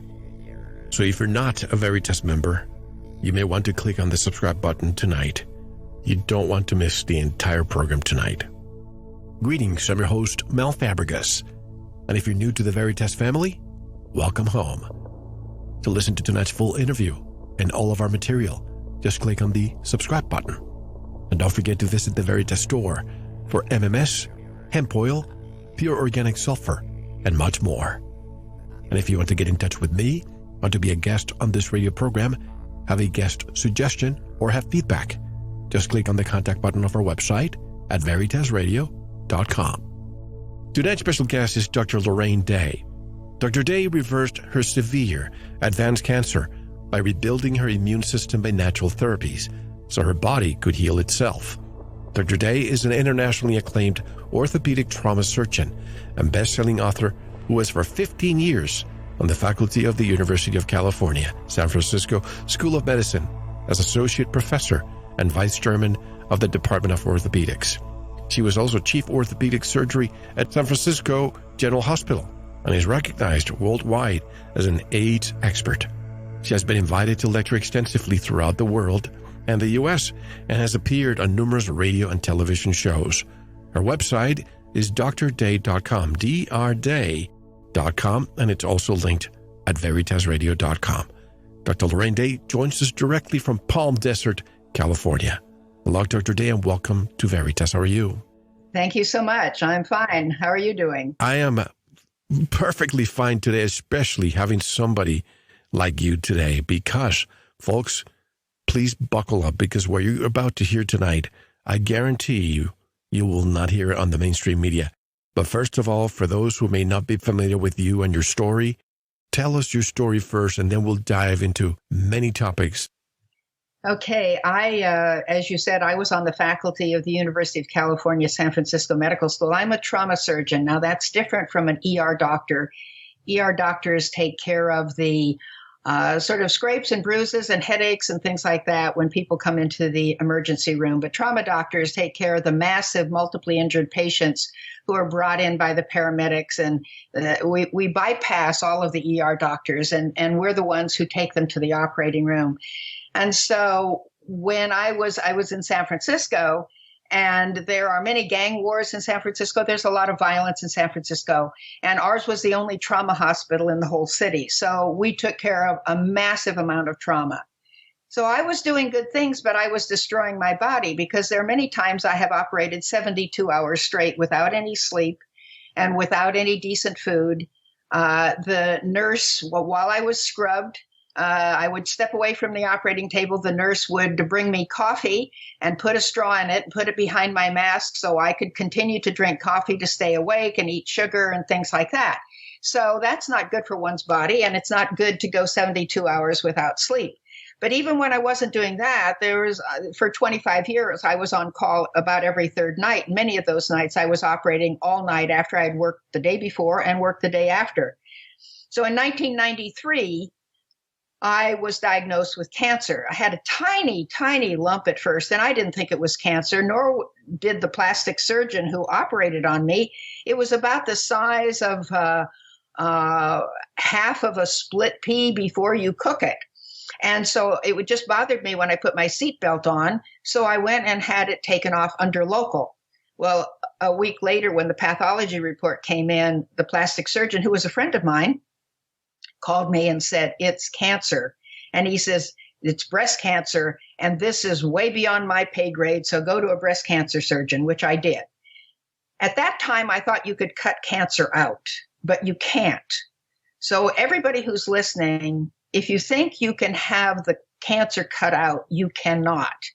Any more than you can take a child who has chickenpox and is very sick and has chickenpox marks in their skin. No parent would ever think of taking that child to a surgeon and saying, cut out all the pox marks in my child's skin so he or she will be well. Because it doesn't work that way. The sick body is what's causing the chickenpox marks in the skin, not the other way around. So every parent knows that when the child gets well and the body is well, the chickenpox marks in the skin will automatically go away. And that's the way it is with cancer. It is the sick body that's causing the cancerous tumor. It is not the cancerous tumor that's causing the sick body. So if you cut out the cancer, you still have your sick body, and it will just produce a cancer someplace else in your body or in the same place where you had it taken out, or you will develop a different life-threatening disease. And doctors don't know that. Doctors work at the wrong end of cancer. They work at the wrong end of every disease because doctors don't know how to cure anything. And I can say that because I'm one of them. And I was very high up in academic medicine.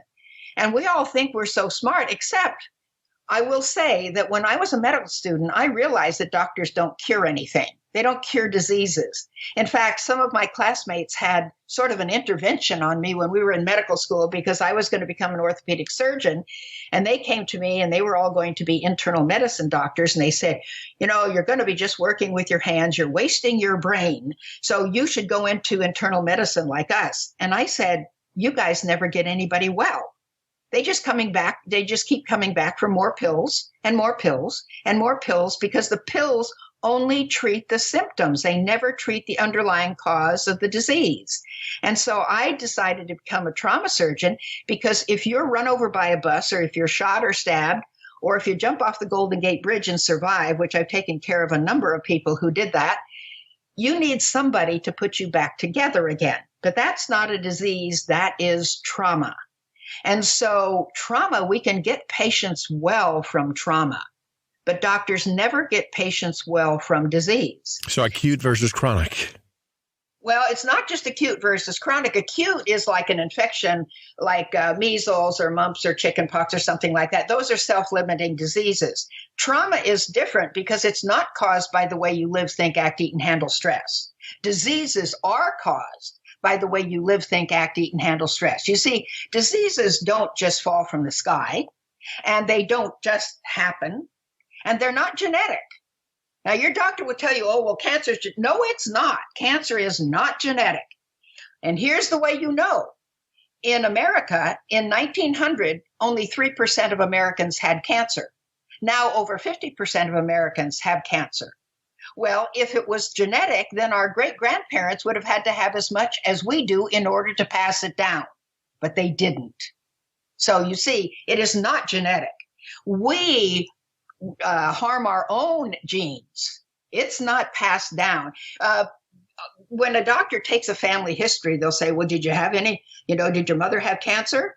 Well, yes. Well, did your grandmother have cancer? Well, yes. Well, then it must be genetic. No. If you live, think, act, eat, and handle stress the same way that your parents did, you'll probably get the same diseases. It's not genetic. It is totally environmental. And when I say environmental, I'm not talking about pollution and stuff like that. I'm talking about the way we live, think, act, eat, and handle stress. And by the way, all of this is supported by the medical literature. In my books and DVDs where I show people how to get well, I have over 400 medical references from the finest peer-reviewed journals that talk about this. And I have those references in my materials. So you can see it's in the medical literature, but we doctors are never taught that in our training. We're only taught 2 methods of treatment. Your doctor only knows 2 methods of treatment. One is give you drugs, which, as I said, never address the underlying cause of your disease. They only treat symptoms.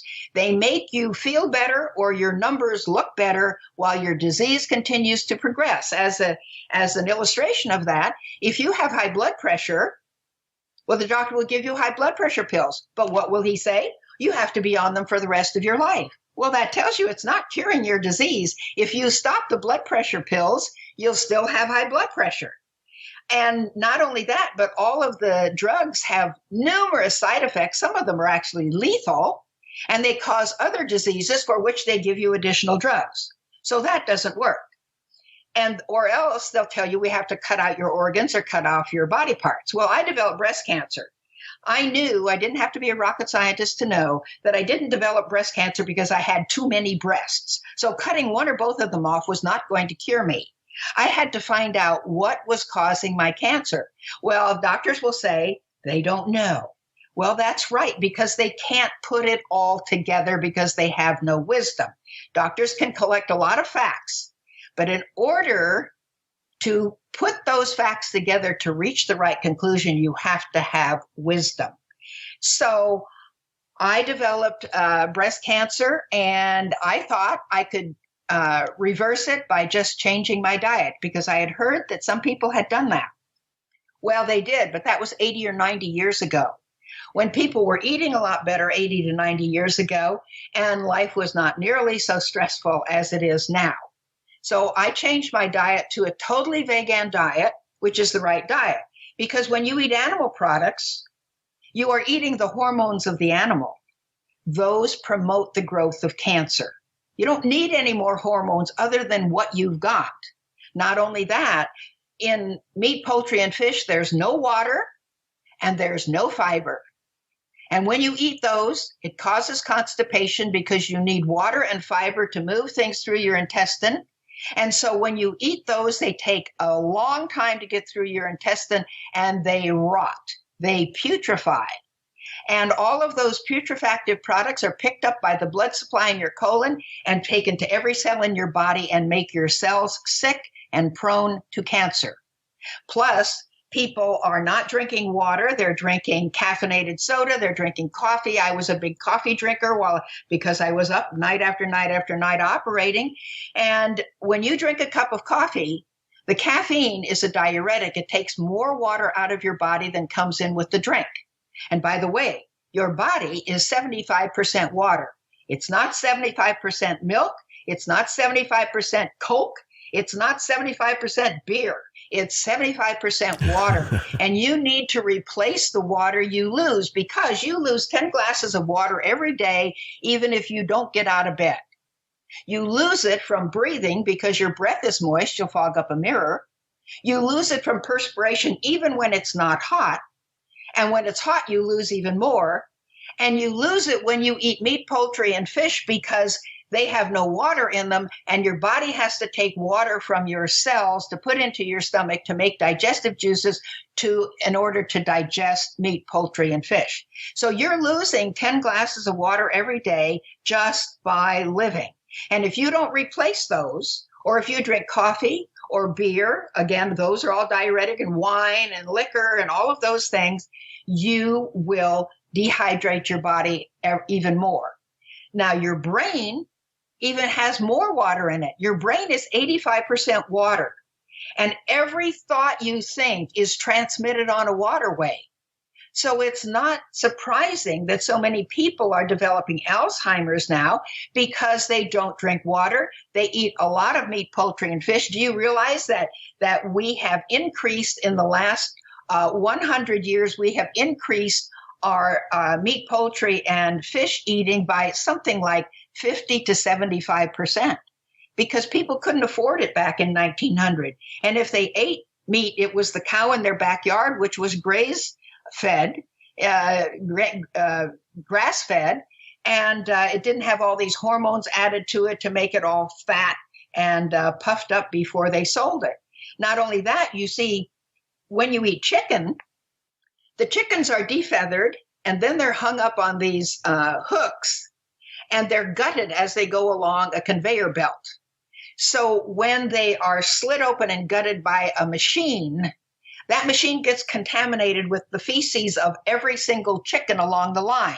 So then they're all covered with feces, the chickens are, and they're dropped into a vat to clean them off. But, you know, the people who work there, they call that vat fecal soup, because the government allows the chicken growers to leave those chickens in there long enough to soak up 10% of their body weight. But what are they soaking up? They're soaking up feces of that chicken and all the other chickens. And people say, well, I cook my chicken well. Well, do you like your feces cooked or raw? Certainly. What about the antibiotics? Well, the antibiotics also. But, you know, and then, you know, I see people walking into the grocery store and wiping their hands off like they don't want to get any germs on them. You see, germs don't cause disease.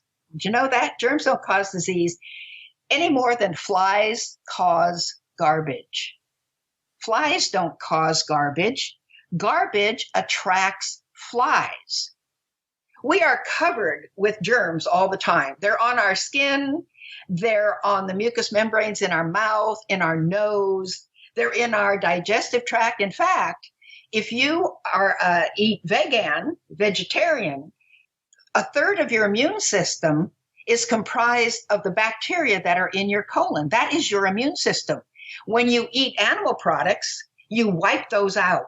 When you take antibiotics, you're wiping out a third of your immune system that is in the good bacteria in your colon. People say, well, then I'll take all these probiotics and all that. Why don't you just stop eating the stuff that's ruining the good bacteria in your colon, you see? And that's the best way to do it. A lot of people say, well, you know, my cholesterol is high, and so I've got to take a cholesterol-lowering drug, which, of course, has all side effects. Some people have died from taking those drugs. The best way to lower your cholesterol is to stop eating it, because there's no cholesterol in fruits, grains, and vegetables. There's only cholesterol in meat, poultry, fish, dairy products, and eggs. So if you don't eat it, it's sort of like if you've got a sink and the water is running over the sink and you have a mop and you just keep cleaning it up. Is that smarter, or is it smarter to reach underneath and close the spigot to the water? And that's what you should do. Stop eating cholesterol and your cholesterol will not be high. So anyway, I thought I could just change my diet, and I was on the right diet, a totally vegetarian diet, no processed food, no sugar.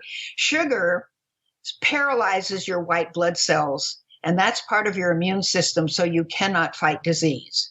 In 1850, the average American ate about 8.2 pounds of sugar a year. Now the average American eats 152 pounds of sugar a year. A weight of an entire person in sugar. Yes. 152 pounds of sugar a year. So people are just destroying their immune systems by the way they're eating. So anyway, I changed my diet completely, and I thought that would do it. However, I was on the right diet, the diet that I still eat, but my tumor kept growing because I didn't understand that there were many more things that I had to change about my life in order to get well. So I started trying all these alternatives. I refused chemotherapy, I refused radiation, and I refused mastectomy, again, because I knew I didn't develop cancer because I had too many breasts. Angelina Jolie hasn't learned that yet, and her breasts are gone. but that's not going to help her. It's what's inside of you that is going to form the cancer, not what's outside. So I started trying all sorts of alternatives. I tried 714X. I tried the Rife Generator. I tried the Eat for Your Type diet. I tried the macrobiotic diet. I tried on one of my DVDs called Sorting Through the Maze of Alternative Medicine, What Works, What Doesn't, and Why. I discuss over 60 types of alternative therapies, 40 of which I tried, and they didn't work at all. My tumor kept growing and growing and growing. If you look at my website at drday.com, you will see that my tumor grew from the size when it first came back after I had the little tiny mass removed. It first came back about the size of a marble, and it grew to the size of a softball in 3 weeks, right up on my chest. You can see it there. It's gigantic. And it was terribly painful. And I kept getting sicker and sicker. And I tried one alternative after another, after another, after another, everything that's out there.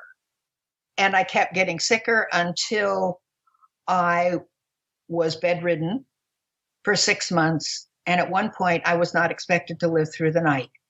Before I was bedridden, and the pain continued on all the time I was bedridden, but before I was bedridden, while I was still up and around, the pain would be so severe that I actually was taking 14 plus milligrams of morphine, which is the amount you give to a 220-pound man. It didn't touch it. It was like drinking water. Didn't touch the pain. So I just quit all pain medicine at all because it didn't work. And sometimes the pain would be so bad, I would just run around the house as fast as I could to try to distract myself from the pain. But then I got so weak, I became bedridden. But for a year, I didn't sleep more than 2 hours a night because of the pain. So I was breathing my last. I hadn't been able to eat for several weeks. I hadn't been able to drink anything for several days. I couldn't even suck on ice chips because it made me so nauseated I would have the dry heaves.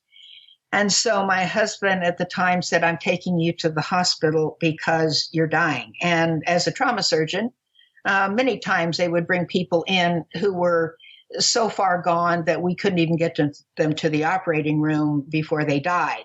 And so I have seen how death looks, and I knew that I was dying because you can't live very long without any water. And certainly you can't live very long without eating any food. So I said, no, I'm not going. And why would I refuse? Well, I knew that the doctors could put in an IV and rehydrate me and give me nutrition through the IV. And in 2 hours, I would feel like a whole new person, but they could not get me well. So I refused to go to the hospital. And I had been an agnostic all of my adult life. But when I got sick and when I tried all these alternatives, I had no place else to turn. Now, I am not a churchgoer. I do not believe in organized religion. But there is a promise in the Bible that God says, if you follow my laws, and that includes all of his health laws, my commandments, all 10 of them, and my decrees, I will keep you free from every disease. Well, we doctors, if you're going to have chemo or radiation, by the way, both of them cause cancer. You know, when you go to the dentist puts a lead shield on you, covers your whole body up to your neck so your thyroid is covered. They're going to take a little tiny, tiny picture of one tooth or a couple of teeth, and the one who's taking the picture runs outside the room because there's a lead shield in the wall. So they're going to do all that. Why are they going to do that? Because X-rays are radiation, and radiation causes cancer. So they have to cover you up with a lead shield. It's the law for a tiny, tiny picture. So they say, don't get too many X-rays. X-rays cause cancer. But now that you have cancer, we have to give you huge doses of what we told you to avoid because it causes cancer. Well, that is stupid. And that is cognitive dissonance. You can't make a sick person well by frying them with radiation or by poisoning them with chemotherapy. Well, let me ask you this. I don't mean to interrupt you, Dr. Day, but the Hippocratic Oath, if doctors know that radiation and chemo cause cancer, where's the first do no harm? Well, first of all, everything a doctor does in treating disease does harm. But what they do is they talk about the risk-benefit ratio. Risk-benefit. The benefits, they say, outweigh the risks. So that's the way they get away with that. If we do nothing, the patient will die. So we will cause some harm because in the end it will be good. And even if we lose some, we will save some. But even if they do save you, if a woman has breast cancer and she has radiation for it, yes, it will prolong her life a little bit, but it will decrease her life because she is more prone to a heart attack because it has fried her heart. What about mammograms? Mammograms are x-rays. No, I know, but they cause cancer too, don't they? They do. And you increase your risk of getting breast cancer, the disease you are trying to avoid. Every time you have a mammogram, you increase your risk by 2%. We're getting them every 6 months. They're increasing the risk 4% per year. Over 10 years, you've increased your risk 40% of getting the disease you don't want to get. A breast exam by a physician is just as accurate as a mammogram, and it has no risk. Because they're cumulative. Of course, they are cumulative. And so mammograms, I have not had a mammogram ever since I learned this. I haven't been to a doctor in 25 years. I don't go to doctors because the thing is, there is a way to get well. The body is designed to heal itself. If you cut yourself, it will heal unless you keep picking it open or you put dirt in it. If you just leave it alone, it will heal. And so will your body heal of cancer if you stop doing the things that are causing it. So I decided I needed to learn how God was going to give us this guarantee. And one of the things you have to do is you have to learn how to forgive everyone who's ever wronged you. You have to learn how to give up anger and grudge holding. I had been through a really messy divorce and a custody battle for my children. Fortunately, I won that custody battle.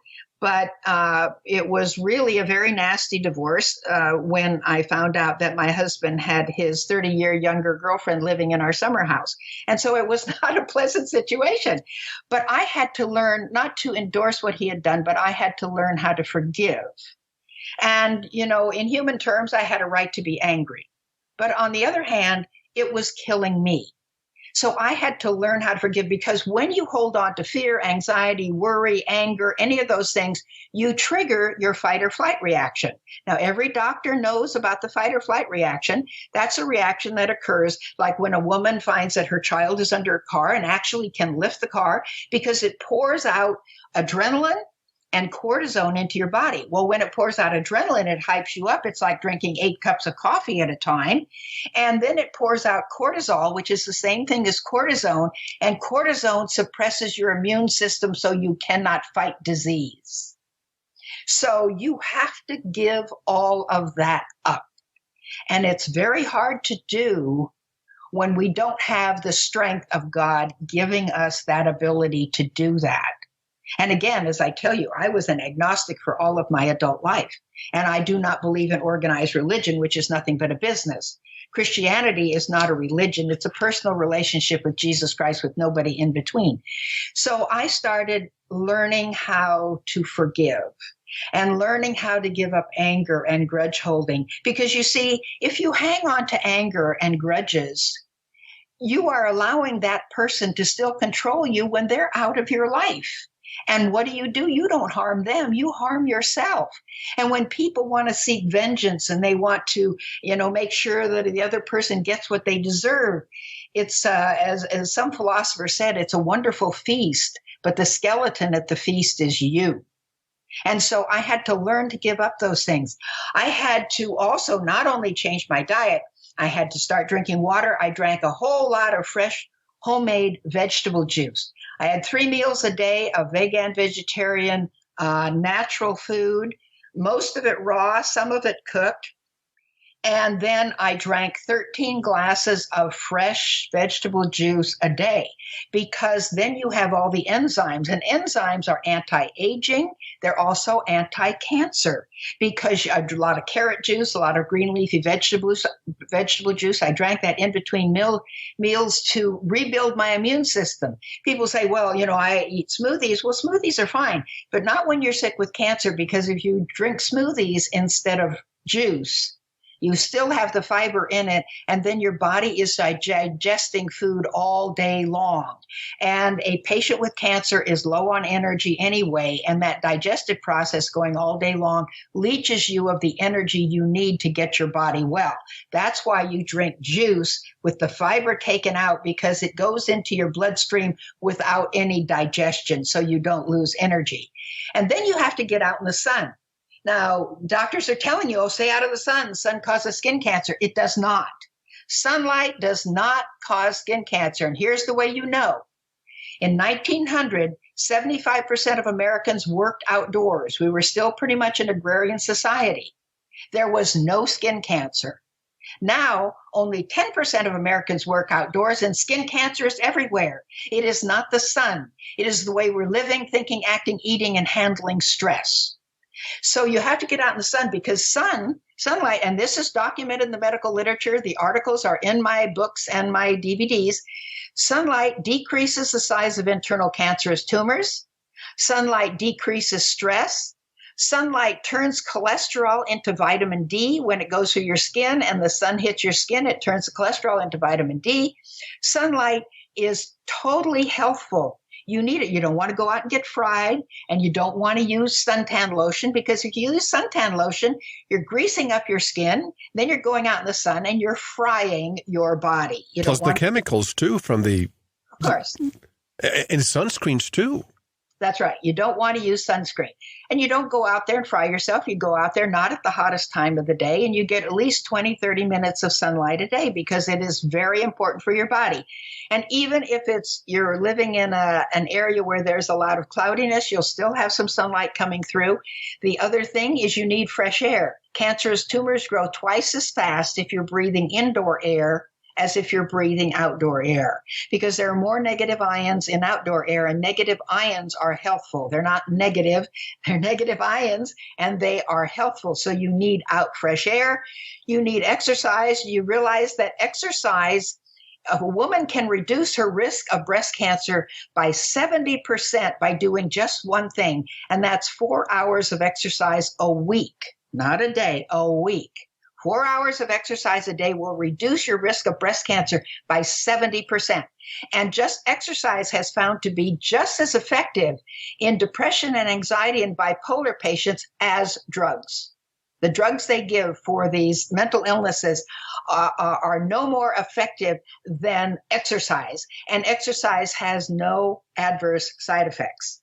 So you need exercise and fresh air and water and sunlight and elimination of sugar and all harmful substances like that.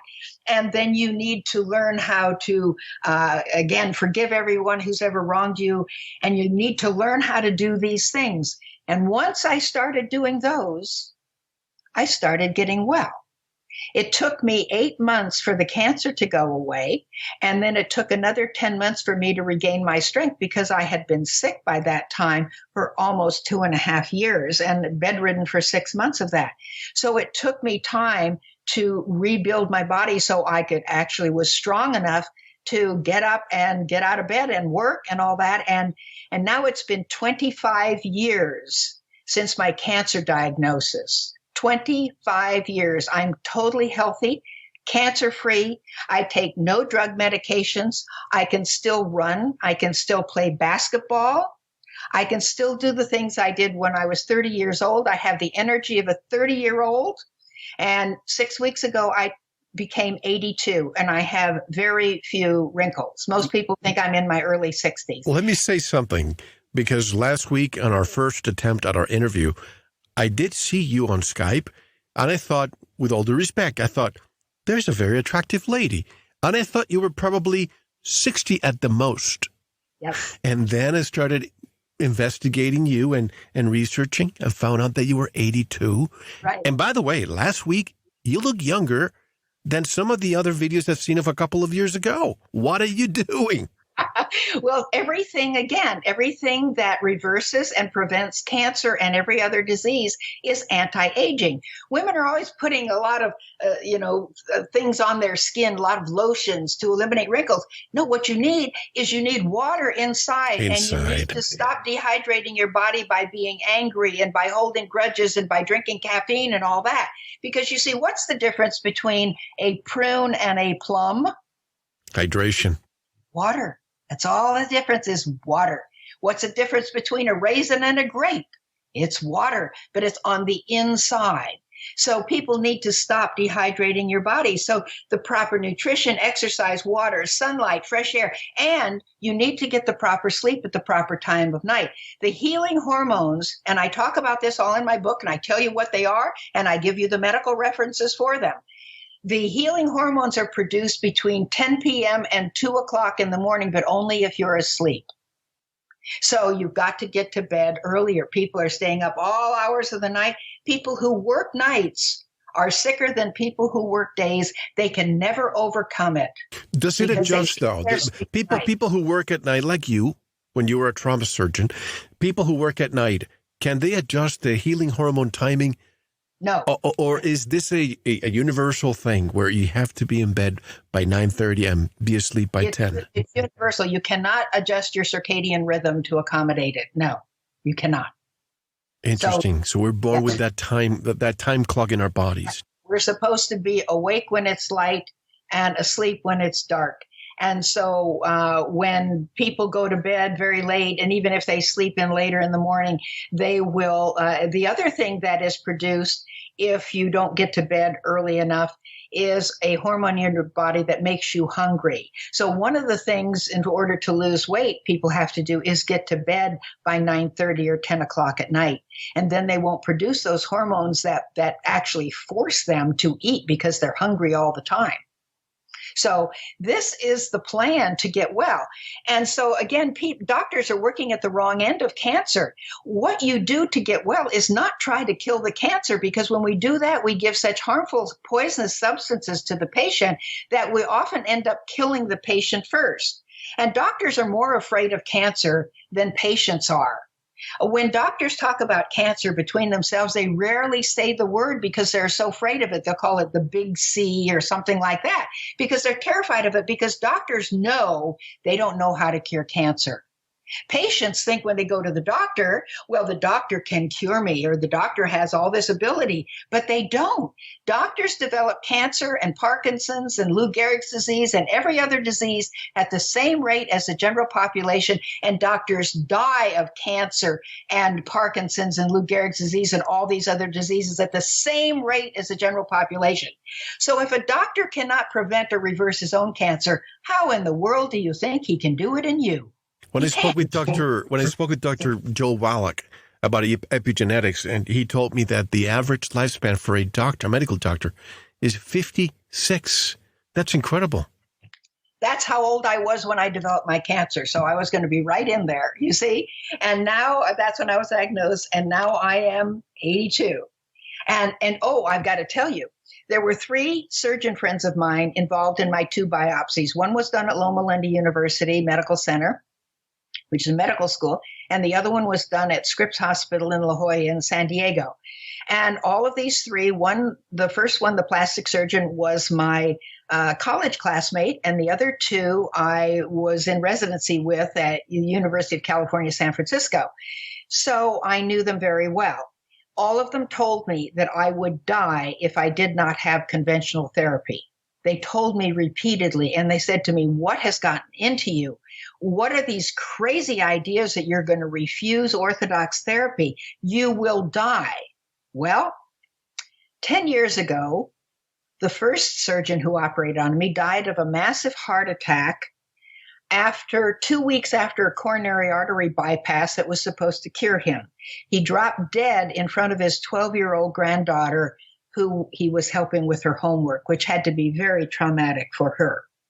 The second one he died of, I think it was pancreatic cancer after the finest treatment, orthodox treatment, 8 years ago. And the third one has malignant melanoma and is receiving chemotherapy for that. So of the four of us, I am the only one who's alive and well and cancer-free. Those are great news for you. I feel bad for them because I think also, correct me if I'm wrong, but medical doctors, they have a toolbox that's given to them in medical school. And would you agree that Big Pharma has a lot to do with the script that they have to follow from day one? Big Pharma controls organized medicine because the pharmaceutical companies donate all sorts of money to medical schools, plus they give research money for the research scientists to develop more drugs. So they control what we are taught. As I told you, I found documentation for all the things I'm telling you. I have the finest peer-reviewed medical journals. All of this is not off the top of my head. I give you the references in my materials for this. So it's all in the medical literature, but we're never taught any of this. We're only taught drugs and mutilating surgery. That's all we're taught in our medical training.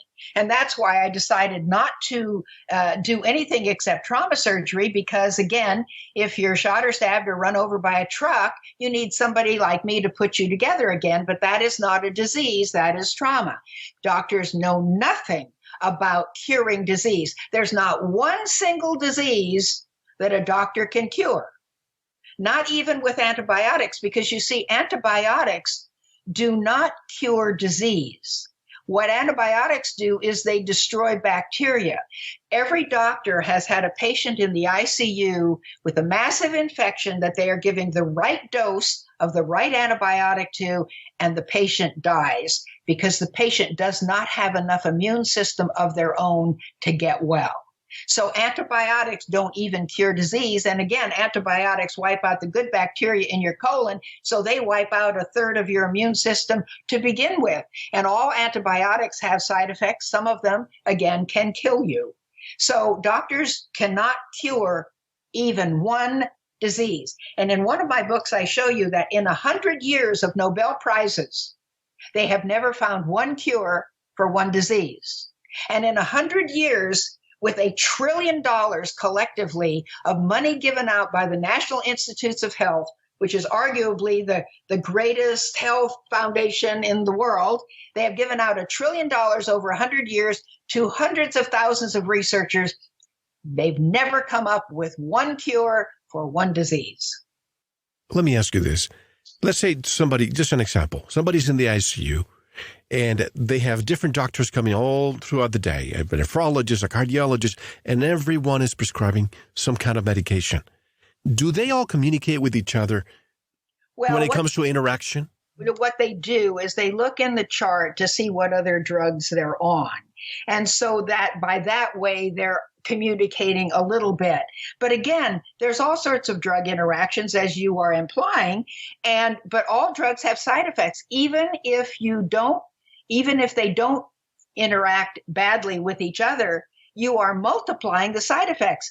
I give in one of my books, I talk about I think it's the 7 most commonly prescribed drugs, and I give the side effects for each one from the PDR, which is the physician's desk reference, which is the Bible for drugs, which gives the side effects to doctors, showing doctors what these drugs cause.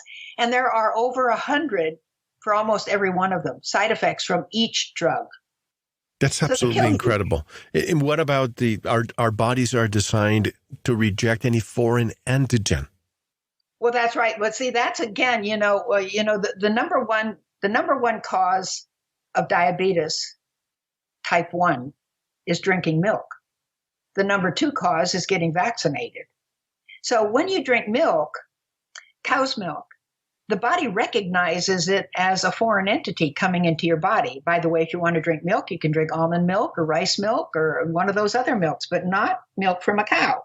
We're the only animal that drinks milk from another animal. And, cow doesn't knock on your door and say, I need some human milk to feed my calf. We're the only animal that drinks milk from another animal. And we're the only animal that drinks milk after we're weaned. Calves don't drink milk after they're weaned. No animal drinks milk after. We don't need milk. Oh, the milk and dairy industry tells you need milk, but we don't need milk. When you drink milk, there is a protein in the whey portion of milk, which is almost identical to a protein that is in the cells, which are called the cells of the islets of Langerhans in your pancreas, which produce insulin. When you drink the milk, the body recognizes that foreign something coming in. We make antibodies against it, but the antibodies cannot tell the difference between the whey protein in cow's milk and this protein that's in your cells that produce insulin, so it destroys them. Is this why it creates mucus when people drink a lot of milk? Because your body's trying to protect itself? Well, it creates mucus because, again, yes, the body does not need milk, and it's a foreign substance coming in, so the body's trying to protect itself. And so here are all these easy ways to do it. Don't drink milk. Again, if you want milk, you can drink almond milk, rice milk. It tastes just as good as milk, and it will not harm you. And so it's the same thing. If you have GERD, gastroesophageal reflux disorder, which used to be called heartburn, the number one cause of heartburn is dehydration. And here's the way it happens. Again, the body is designed to heal itself once you learn how to stop harming it. So your body produces hydrochloric acid to help digest, like the harshness of celery and things like that. But hydrochloric acid can be very caustic to the lining of the stomach. So your body produces a very thick layer of mucus to protect the lining of your stomach. But when you don't have enough water in your body because you're not drinking water and you're drinking all of these other diuretics like caffeine and alcohol and all that, then you don't have enough water to make mucus, because mucus is about 99% water.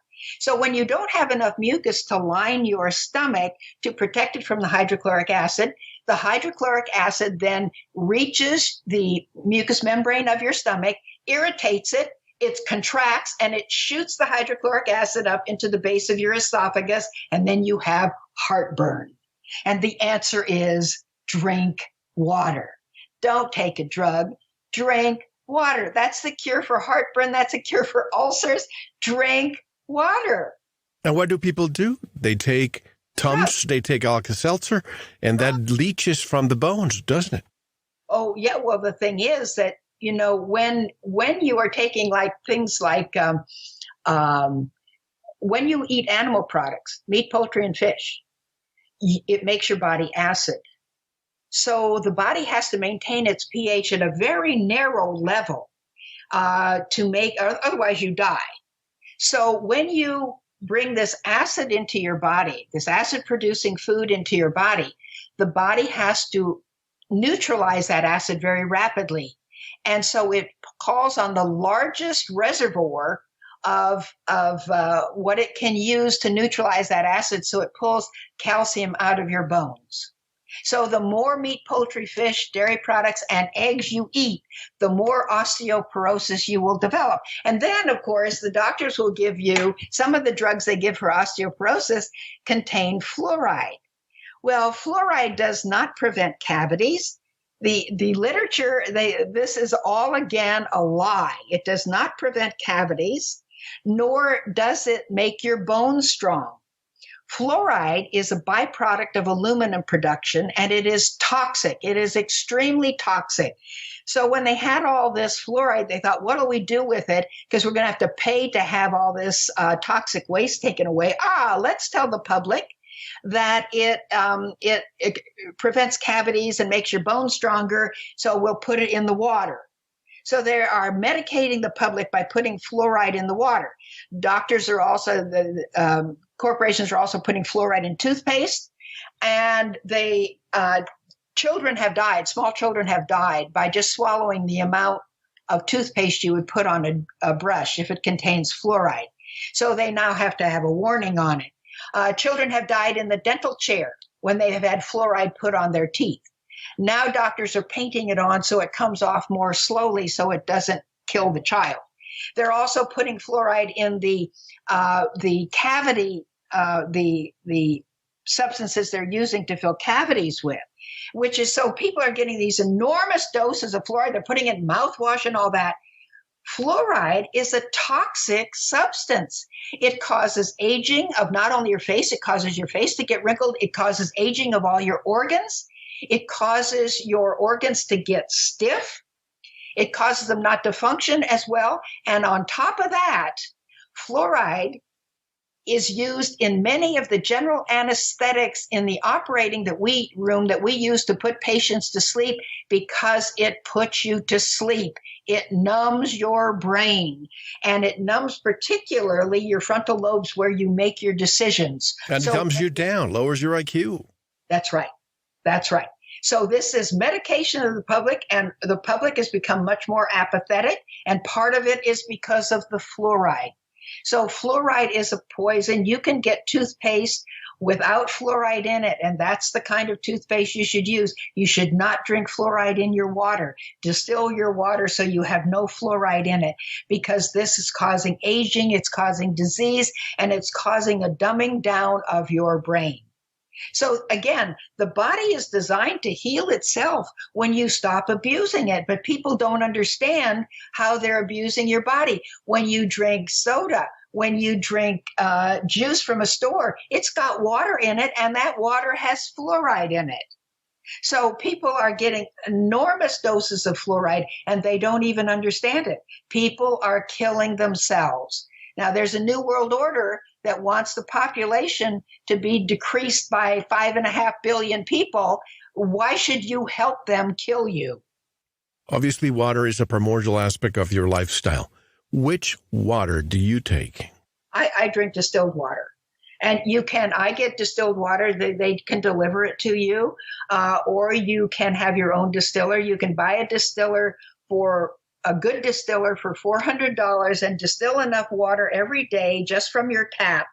It takes the fluoride and all of this bad stuff out of it. You can distill enough water for your family every day with a distiller, and it lasts indefinitely. So you can distill your own water, or you can buy distilled water, because many of these waters that come in jars or bottles have fluoride in them. It's not taken out. So again, distilled water is the best. And what about reverse osmosis? Distilled water, the distillers also use reverse osmosis as well. So it takes everything out. But people who have reverse osmosis, is that a good option too? That is good, but it's not as good as distilled. Yeah. And is it because reverse osmosis does not make your body alkaline? It's a little bit too acidic? Is that why? No, that's not the reason. The reason is that reverse osmosis doesn't take everything out of it. Okay. They need taken out. But again, you don't have to worry about people say, drink distilled water. That'll leach all the right elements out of your body. Well, not the minerals are not floating around free in your body. They're attached to your cells. I've been drinking distilled water for 25 years, and I'm going strong. So it's not going to do that. You get your nutrients from your food. And besides, when they put minerals in the water, they're usually just grinding up rock. They're not assimilating. They're not assimilatable minerals anyway. So when they re-add them to it, you get your minerals and your vitamins from the food you eat, and you're not going to leach them out by drinking distilled water. That's a myth.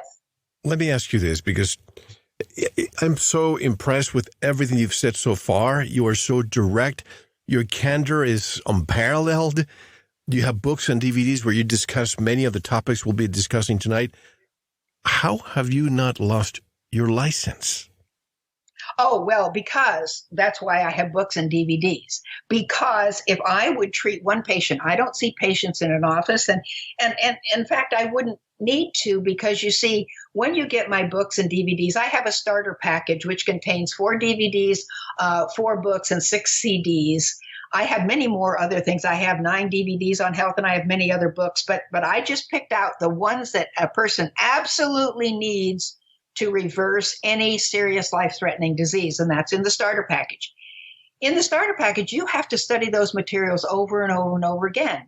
If you were an attorney and you just graduated from law school and you want to pass the bar, you're not going to just read that material through once. You're going to study it over and over and over again. And that's what you have to do, because the information I'm telling you is so different from what a doctor will tell you in an office or what you will see on TV. It's so different. You have to study it over and over again, because people have been so brainwashed to think, oh, everybody needs milk and you have to get your protein. Oh, let me tell you something about protein. The body runs on carbohydrate. Now, I'm not talking about Twinkies and Ho-Hos. I'm talking about fruits, grains, and vegetables. Fruits, grains, and vegetables are primarily carbohydrate, but they also all contain protein. Spinach is 49% protein. Lettuce is 43% protein. Lemons are 17% protein. I have in one of my books, I have the U.S. Department of Agriculture vegetable protein chart. You can get all the protein you need from fruits, grains, and vegetables. People are gorging themselves with protein, and that's causing disease. The average American eats 4 times more protein than they need, and that's causing disease, and it promotes the growth of cancer. So it's the meat and dairy industry that tells you protein, protein, protein. No, you need carbohydrate, but again, not processed sugary carbohydrate. You need the carbohydrate the way God made it in fruits, grains, and vegetables. Now, you only need protein for growth and repair, because your body runs on carbohydrate. Your brain runs only on carbohydrate. Not on fat, not on protein. Your brain runs only on carbohydrate. The rest of your body, you need a little protein and a little bit of fat. Well, how much protein do you need? Well, a child that is growing, because you need protein for growth and repair, a child that is growing needs a little more protein than an adult needs because they have stopped growing. So a child needs more protein. What is the fastest period of time in a child's life when they grow? Well, it's from birth to 6 months, because a child will almost double their weight or double their size and their weight in the first 6 months of life. What is the ideal food for a baby from birth to 6 months? It's mother's milk. You know how much the percentage of protein in mother's milk? It's less than 5%. That is the highest amount of protein you need in your whole lifetime. So you're saying that protein is overrated? Oh, overrated. It's causing disease. You don't need that much. You'll get all the protein you need in your fruits, grains, and vegetables. As I told you, everything, even lettuce, contains almost 50% of it is protein. I have to say, and we have to take a one-and-only break in a moment. And folks, you cannot believe the subjects we'll be discussing in segment 2. I'll read a few items shortly. But you have given me pause, because I've had people who discuss that protein is the best. Others that say veganism is the best. At the same time, I've always wondered about veganism. But you are 82 years old. Yes. And I've seen you. I've talked to you. You are sharp as a tack. You look great. And you're making me wonder my own lifestyle choices, because I am not a vegan. I'm a meat eater too. But you're making me wonder if I should just give it a chance to see how I feel within 6 months or a year. Yeah, that's right. You know, at first when people stop eating meat, they say, oh, I feel such a letdown. Oh, guess what? Because you were eating all the adrenaline of the animal when it was going to be slaughtered, and it knew it was going to be slaughtered. So it pours out these fight or flight hormones like 8 cups of coffee every minute. So then you're eating that. That's not destroyed by cooking. So yeah, it does help you. Oh, I got a lot of energy when I eat meat. But you see, it is false energy. When the body is tired, it needs rest. It doesn't need to be hyped up with adrenaline. And so sometimes people feel a letdown at first, but you can, if you don't have a serious disease like cancer or something, you can slowly change over, because there's plenty of, I have 2 sons that are vegan vegetarians, just like me. And they're grown, and I have 2 granddaughters who are vegan vegetarians. We're all healthy. As I said, I don't go to doctors. I've been to a doctor. I'm not sick. I'm never sick. So I don't need to I wouldn't go to a doctor anyway, because as I said, the body's designed to heal itself. But we don't need all that protein. Do you know why people lose weight on a ketogenic diet where they're eating almost all meat, poultry, and fish and all this protein? They are losing weight because their body is sick. When I first saw this, I thought, what are they doing? When a person comes in, sometimes diabetic patients come in ketosis, that is a medical emergency. And there they say, oh, well, eat this, you'll have ketosis, and you'll lose weight. That's because your body is sick. It is so unbelievable. Just like when they talk about, oh, you inject Botox in your skin. How cute does Botox sound? That's botulinum toxin. That is one of the worst and most lethal toxins in the world is botulinum toxin, and women are injecting it in their face. But let me play devil's advocate for a moment. What about somebody who's morbidly obese, say 400 pounds, and all of a sudden they get into the ketosis mode and they lose 200 pounds in a year and they feel healthier? Isn't that better than staying where they are? No, because they're harming their body by eating all of this protein. What they need to do is just go on a vegan vegetarian diet and start exercising, and they will lose their weight.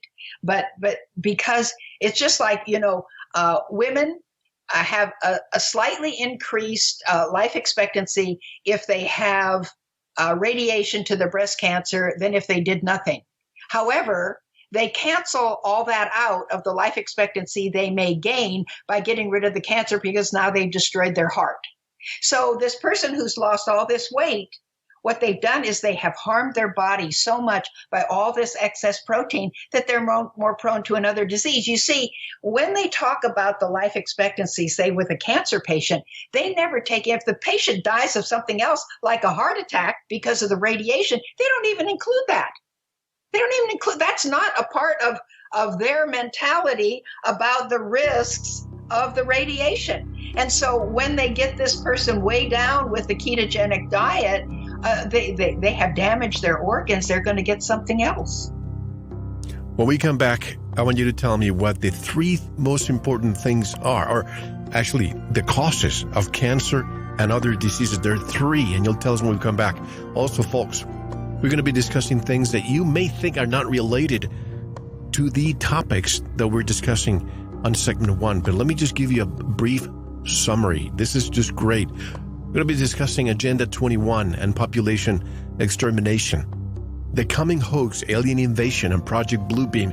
And you would think, why would a medical doctor talk about these subjects? Well, they do. And a lot of them write to me. And Dr. Lorraine Day is one of them. The Empire City, how just one family through 3 cities ruled the world, and those 3 cities are not subject to any laws of any country.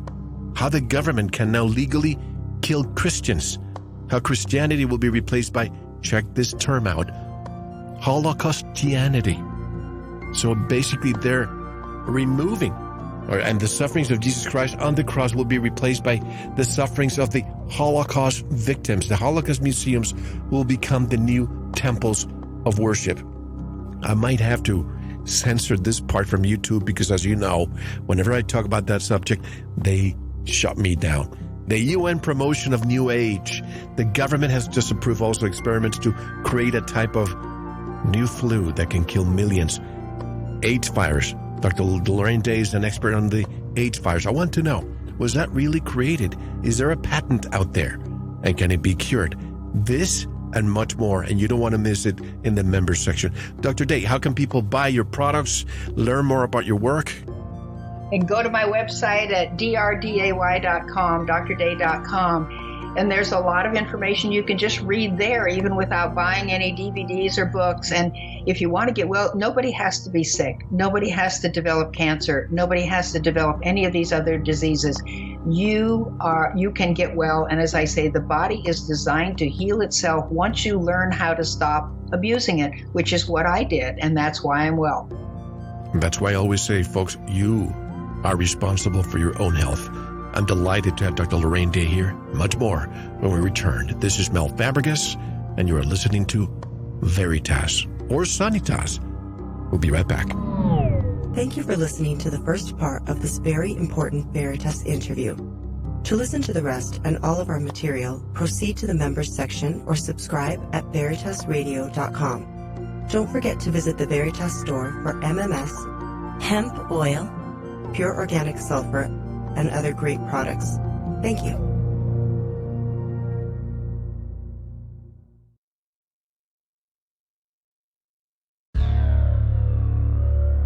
The questions you always had. The answers you were never given. The place to seek the truth. Welcome to Veritas. There are no conspiracies. There are only truths and lies. The globalist agenda could not have a better excuse for establishing more world governance and massive economic change than this new coronavirus called COVID-19. Crisis creates opportunity for the ruling elites, as popular dependence on the authoritative ruling class vastly increases in times of fear and stress. Panic and uncertainty lead to a weak and compliant society, one easy to control, and that is exactly what the ruling powers desire. Any bioweapon attack or mass viral outbreak, regardless of whether it was intentional or not, can only lead to tyrannical measures. The release of this agent sets the stage for a perfect storm, for radical global economic change. And if it was a false flag event, meant purposely to create panic, these changes are already set to take place.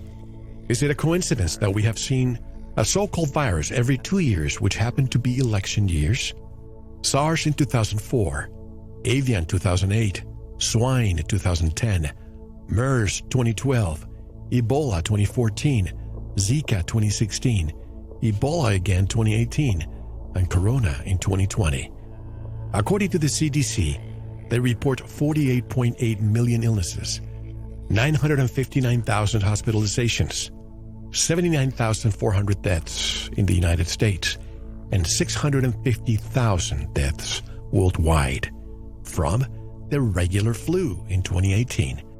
Why wasn't this declared a pandemic when, as of the day of this recording on March the 11th, 2020, the World Health Organization has declared coronavirus a pandemic with 4,633 deaths worldwide? Is coronavirus, viral pneumonia, being hyped as the Black Plague before an election? You are listening to Veritas. If this is your first time, welcome home. To listen to tonight's full interview and all of our material, join the Veritas family and click on the subscribe button at veritasradio.com. You can make your purchase with a credit card, PayPal, cash, check, money order, and even cryptocurrency. We are now accepting Bitcoin, Litecoin, and Ethereum. Don't forget to visit the Veritas store for focused life force energy, MMS, CBD pure hemp oil, Divina water, pure organic sulfur, flash drives with all our Sanitas and Veritas seasons, and other great products. And if you want to get in touch with Mel, want to be a guest on this radio program, have a guest suggestion, or have feedback, just click on the contact button of our website at veritasradio.com. And if you're listening on YouTube, like, subscribe, and share it. And click the bell to be notified when new interviews are available. And now, here's your host, Mel Fabregas. Tonight's special guest doesn't require a long introduction, as she's a veteran of this program.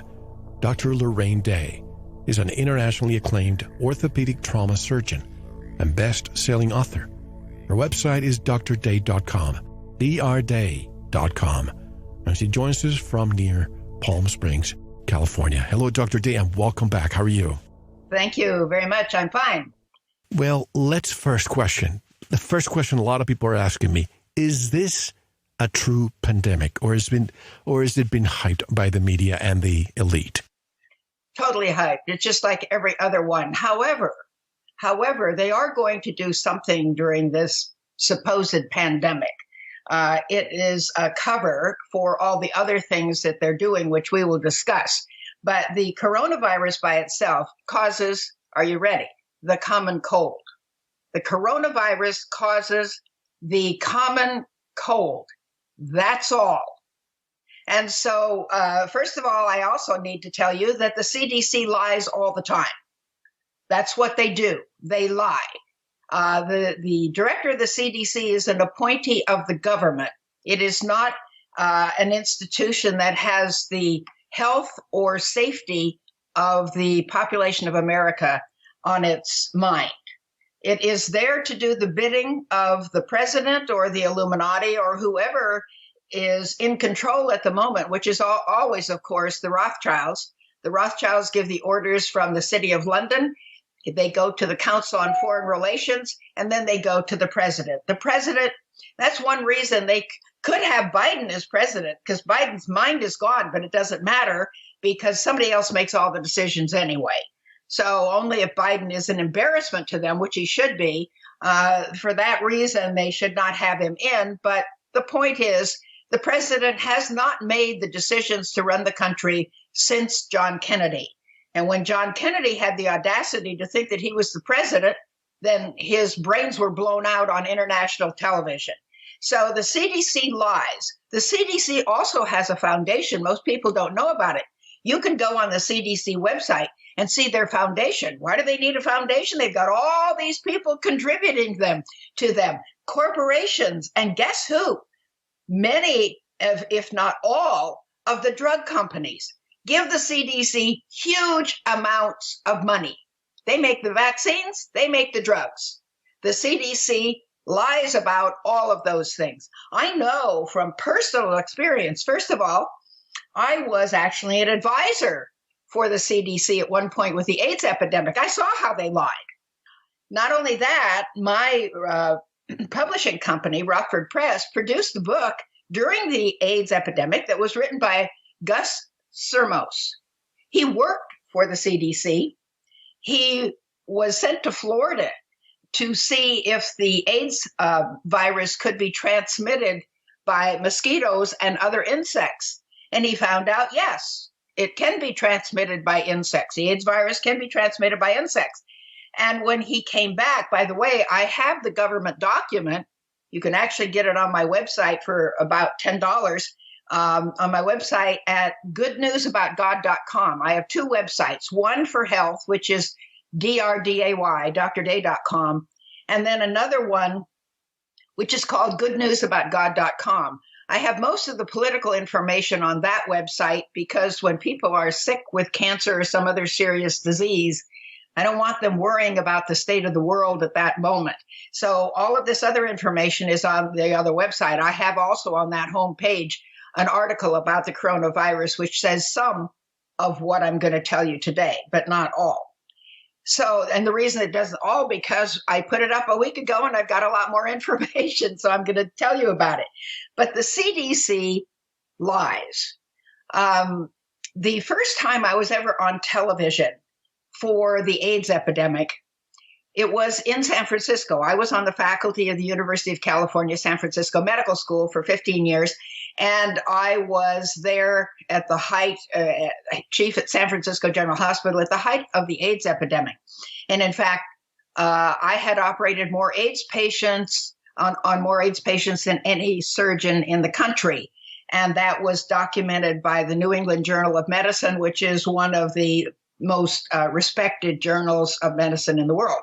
So the first program that I ever went on was with Dr. Julie Gerberding, who was on the infectious disease service on the faculty as well at San Francisco General. And we as orthopedic surgeons frequently dealt with the infectious disease consultants because we took care of massive injuries, people who had been crushed in horrible automobile accidents and other kinds of accidents, been shot and stabbed.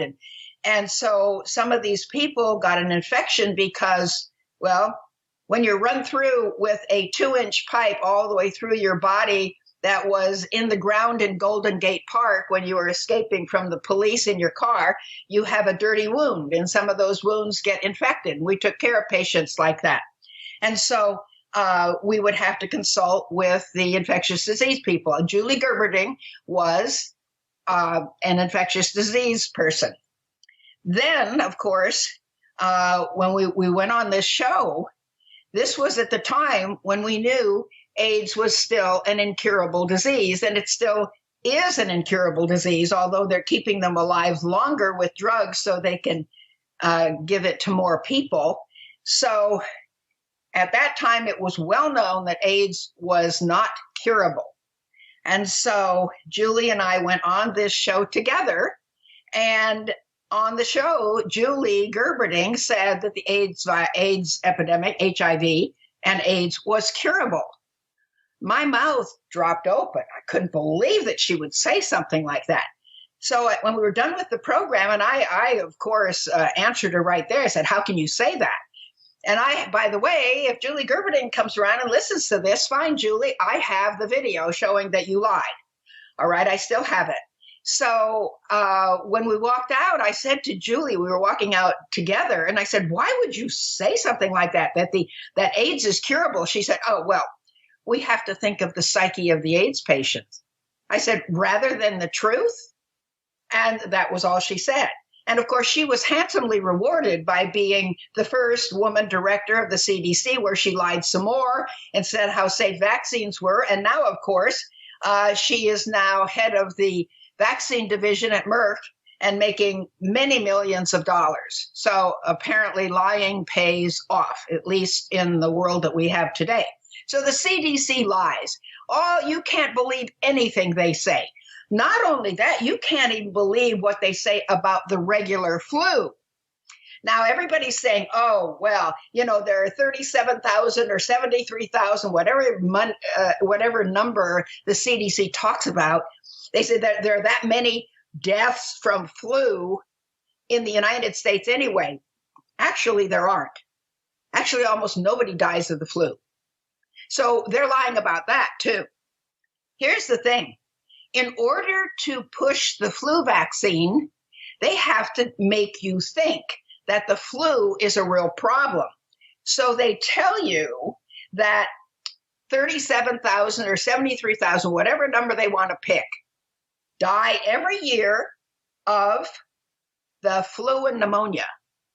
That's what they put, the flu and pneumonia. So everybody hears flu first. Oh, this is a terrible thing. Well, if you really look up the statistics, now you can't really find much truth on the internet anymore because they are censoring it so completely. But I have all this information, not only because I'm a physician, but because I have been on the internet gathering all this information, and I copied it all off. So I have places filled with articles for the last 20 years or whatever long the internet's been up. And I have a lot of information from before that as well. So they tell you that there are all these deaths from flu and pneumonia. Well, here's what they're really saying. They have to add pneumonia to it because almost nobody ever dies of the flu. And of course, a coronavirus is not a flu virus anyway. It's a common cold virus. It's a cold virus. It's not a flu virus. But of course, the symptoms are quite similar between a cold and a flu, although with a flu, you frequently have more upset stomach, and you might have a bigger headache, and you might have diarrhea or something, which you generally don't have with the common cold. But that makes no difference. The coronavirus is a common cold virus. So they say all these people die of the flu and pneumonia. Well, many people die of pneumonia because that's an end-stage thing, and that's what's on the death certificate. If you have cancer and then you get real sick, then you're bedridden, and then frequently you'll get pneumonia. So pneumonia will be on your diagnosis on for the autopsy or for the death certificate. Okay, so it'll be like cancer and then pneumonia. If you have heart disease, very severe congestive heart failure, the end stage thing, again, you generally get bedridden, and then you have pneumonia because you can't get up and walk around. So pneumonia is a catch-all. People get pneumonia because they get fluid in their lungs, or they'll get some infection in their lungs. So they get pneumonia. And so pneumonia is almost on every death certificate. So what the real thing is, let's say they pick the number 37,000. Well, the deaths from the flu a year are about 7 out of the 300 million people in America. And the deaths from pneumonia are 36,993. So they had to put pneumonia with the flu to make the flu sound like it was a real killer. Now they're saying, oh, well, yeah, all these people die of the flu, but so people who do understand that this is a psychological operation and it has nothing to do with the coronavirus per se, they'll say, well, there are a lot less people dying from this than die from the flu, but they're still wrong, as you see, because they've lied before and now they're lying again. So again, this is not a flu virus. This is the common cold virus, and it is not going to make people sick. Now, I want to tell you one more thing after I have hopefully convinced you that the CDC lies, as the government lies, as politicians lie, and as almost everything in America is a fraud. I have here in my office, I have a big picture on the wall of William Casey, former director of the CIA, who said, "We will know our disinformation program is complete when everything every American believes is a lie." And so everything out there is false. So we know now that the CDC lies. But we also have to realize that the coronavirus is a cover. It's a cover for, first of all, a global government. They say, oh, we have a global pandemic. Now we have to have a global government to handle the global pandemic, which is, of course, what they've wanted for hundreds of years, to bring in a global government run by the Illuminati and Freemasonry, where they're in this together. And if we have enough time at the end and you want me to, I will tell who's in the Illuminati. And so the Freemasonry and Illuminati have put this all together. They want a one world government. They want to get rid of national sovereignty. And that's why, Bernie Sanders is talking, but he's a communist. He's a card-carrying communist. And even Biden wants a one world government. All of them do. All of them do, because they are of the elitist. So that's number one. Number two, they're talking about a cashless society. Oh, we don't use cash anymore because cash is contaminated with the coronavirus. And when they go to a cashless society, then they'll know every transaction that you have ever made. And if you are a dissenter for what the government wants you to say and you don't believe in it, all they have to do is take your number out of the mechanism for buying and selling, and then you will starve to death. You will not be able to buy or sell, and bartering will be a crime. So they wanted a cashless society. Now you realize that in the history of the world, they could not bring in a cashless society until there were computers.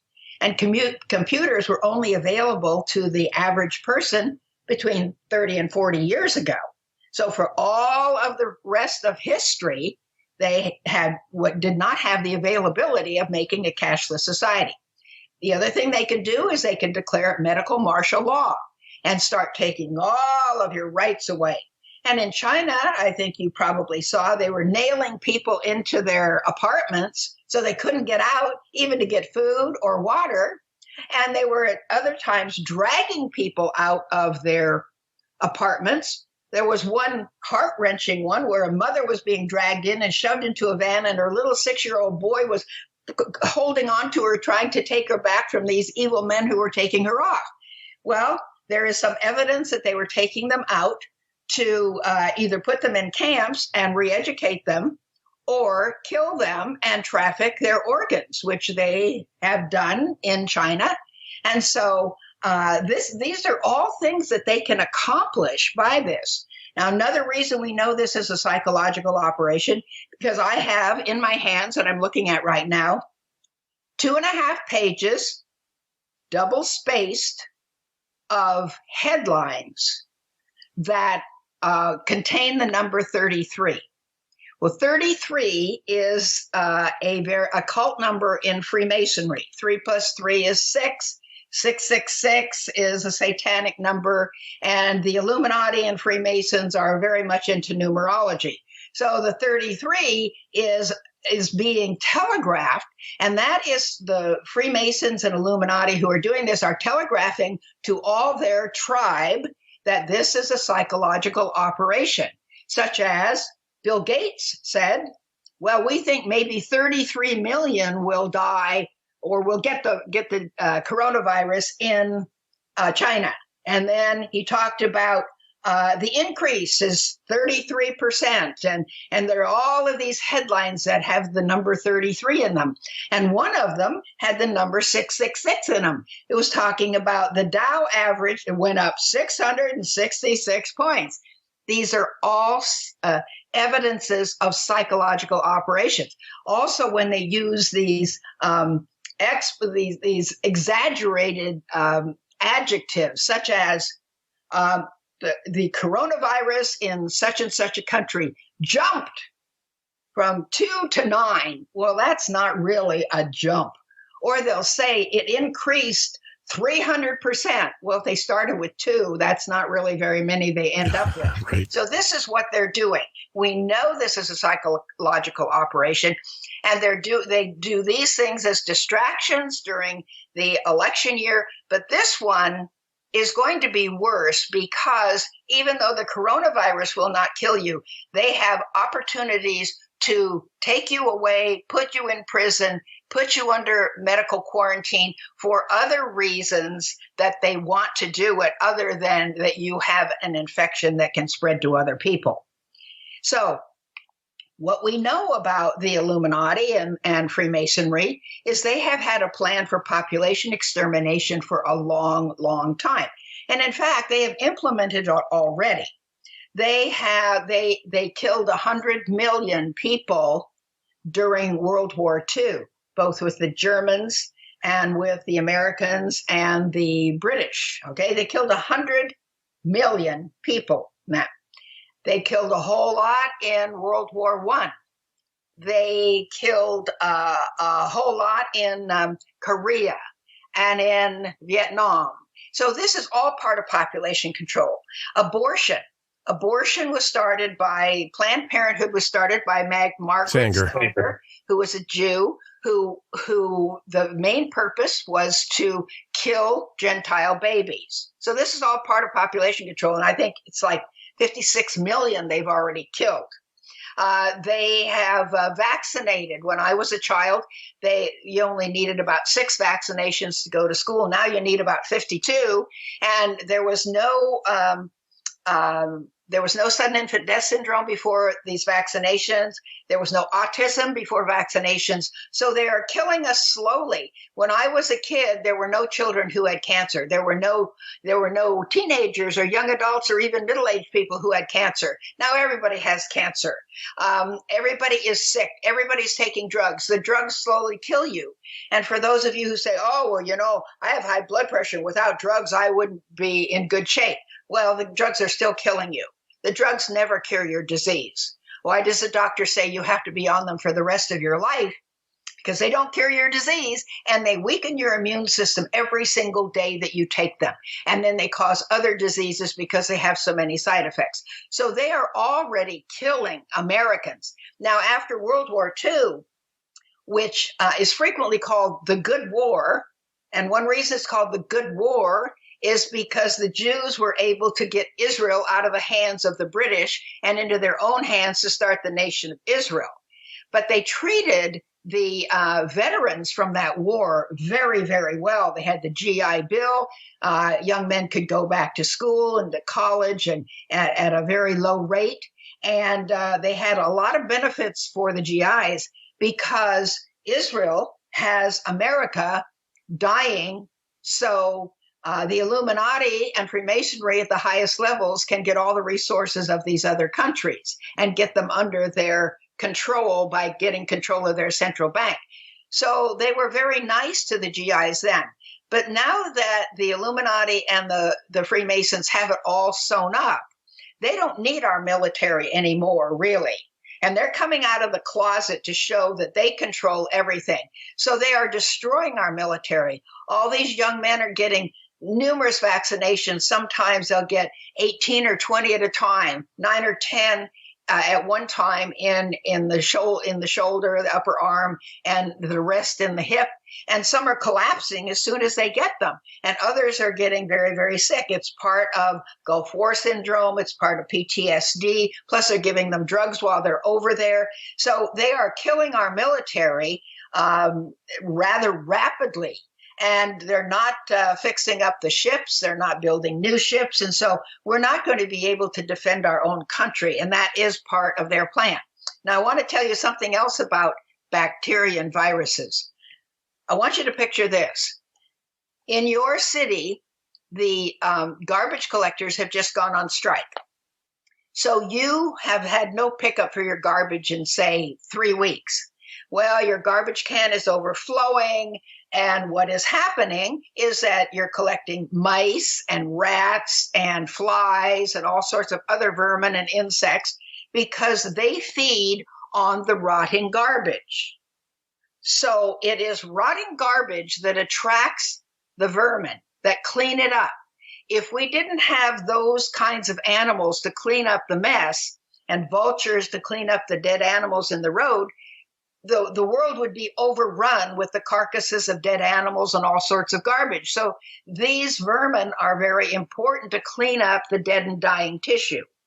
But let me ask you, if you see a dead animal in the road, did it attract the vulture or did the vulture attract the dead animal? Well, obviously, the dead animal attracted the vulture, the cleanup crew. It's the same way. It's the rotting garbage, the dead and dying tissue and the rotting garbage, meat and other things, that attracts the cleanup crew.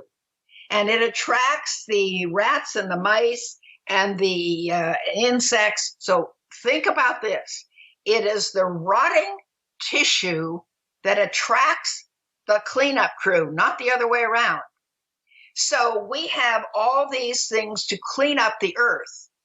Well, God has given us a cleanup system for our body as well. And guess what they are? They're bacteria and viruses. Bacteria and viruses do not cause disease. Now, this is different from everything you have ever heard.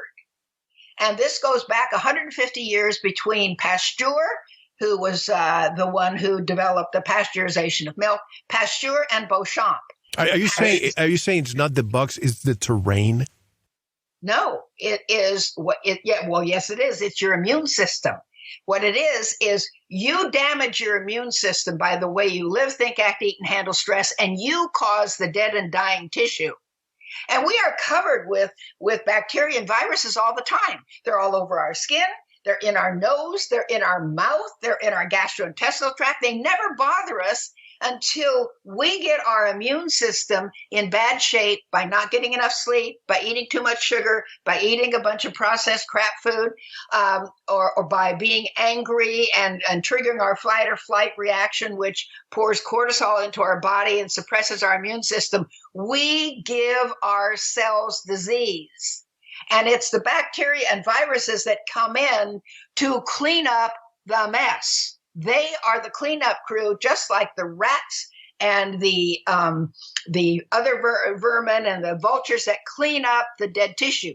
We have dead and dying tissue in our body when we don't treat our body correctly by properly living, thinking, acting, eating, and handling stress. So we cause the disease. And it's the cleanup crew that comes in to clean it up. But when it cleans up the toxins and pours them into the bloodstream, and then those toxins sometimes give us a headache, and then we feel sick, and it gives us a stomach ache. It's the toxins that the bacteria and virus are cleaning up. Just remember, the pile of garbage attracts the cleanup crew. So as I say frequently, germs don't cause disease any more than flies cause garbage. Flies do not cause garbage. Garbage attracts flies. It's the dead and dying tissue in our body from the way we are abusing our body by the way we were living, thinking, acting, eating, and handling stress that attract the cleanup crew. All these bacteria and viruses that are in our body, in our nose, in our mouth, on our skin, don't bother us at all as long as our immune system is working properly.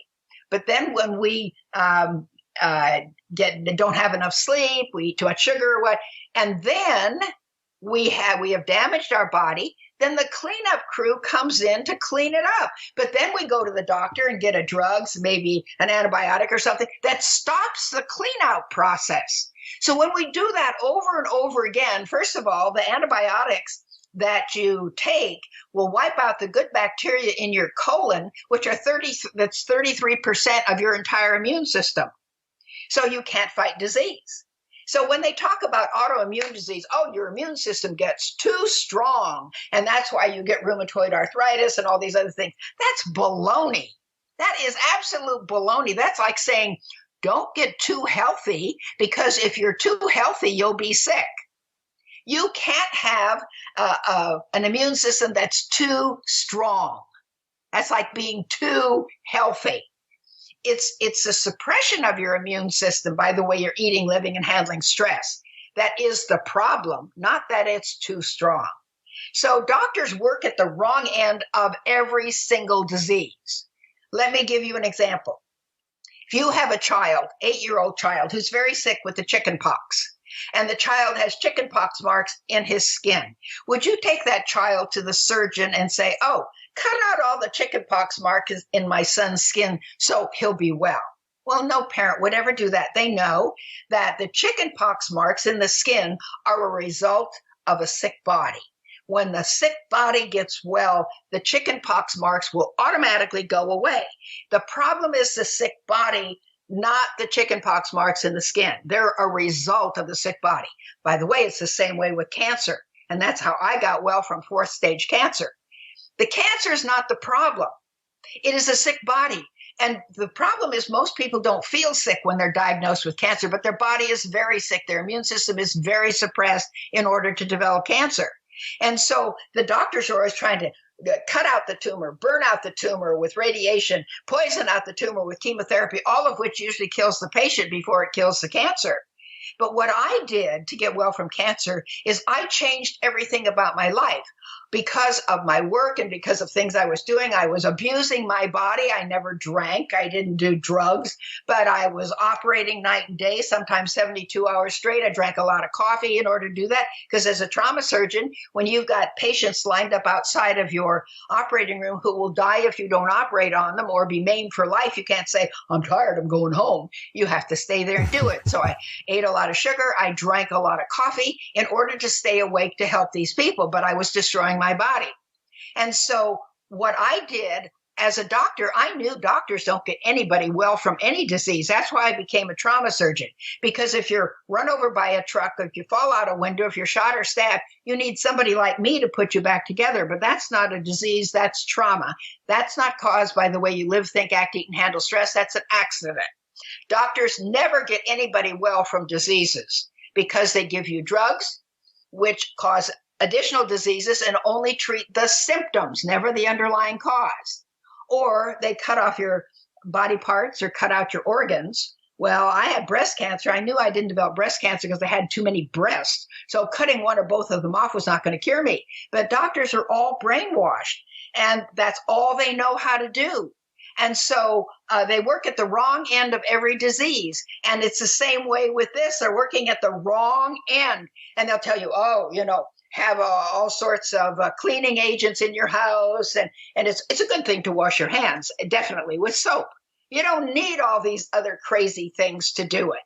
And because they're trying to work at the wrong end, what you need to do is you need to rebuild your immune system so you won't get the disease. But people are eating fast food. They're eating lots of sugar. They're drinking lots of energy drinks. They're destroying their body with a lot of coffee and soda and alcohol and anger and lack of forgiveness and not enough sunlight and not enough sleep at the proper time of night and not enough drinking water.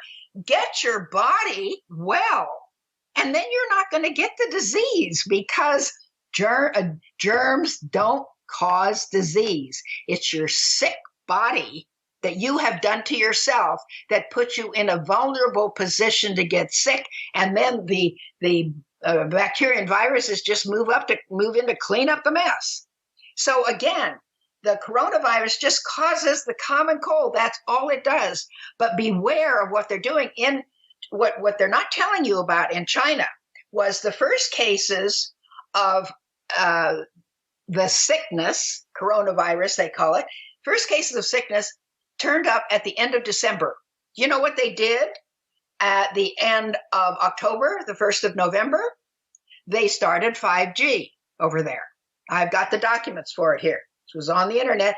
They started that on November 1st. And then guess what they started on December 1st? They started forced mandatory vaccinations. And within 3 weeks, guess what? They had a bunch of what they say sick people. Whether or not they did or not, we don't know, but they have a cover for it. But they have some reasons for having sick people if they do, and that is mandatory vaccination started 3 weeks before. We have studies done where they show from the time you give a vaccination to an infant, the increase in the incidence of sudden infant death syndrome rises to about 3 weeks, and then it falls off. So this is the period of time, and that's exactly when the first cases of sick people, supposedly sick people, started in. So they don't tell you about that, the 5G and the mandatory vaccinations. Now, let me tell you something else about mandatory vaccinations. They've done studies on animals where they took one group of experimental animals and they gave them one single vaccination, just one vaccination, and all the animals did fine. Then they had a second group of animals, same kind of animals, that they gave just one vaccination to, but a different one from the first group, and they all did fine. Then they had a third group of experimental animals, and they took the vaccinations of the first and the second group, and they combined them, put them together, and vaccinated the third group, and the third group all died. There are, first of all, contaminants in vaccinations. There's mercury, which is a deadly toxin. There's aluminum. There are chicken cells. There are human cancer cells. There's all sorts of things in vaccinations.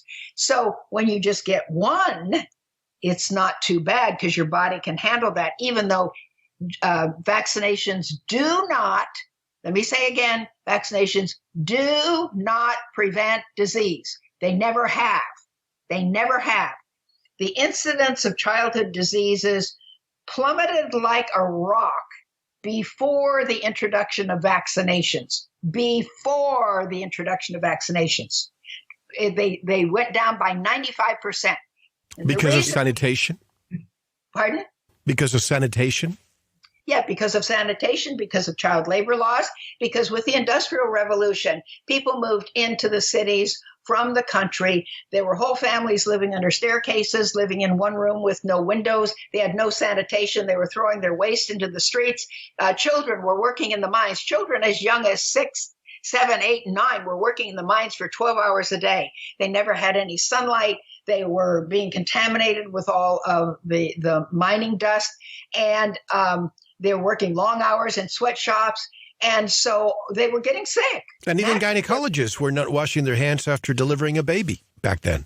That's right. That's right. And the doctor who decided you should wash your hands was not only ostracized, he lost his license. Yes. Okay. So these things, when they changed these things, they got child labor laws. So children weren't being worked like this. They had rules for housing that you had to have windows. They had new sanitation provisions and laws. And when they did that, that's when the incidence of childhood diseases and other diseases plummeted, again, by 95% before the introduction of vaccinations. Once they introduced vaccinations, the evidence shows that most of the diseases were caused by the vaccinations. Okay? And you can find this out. There are 2 really good books.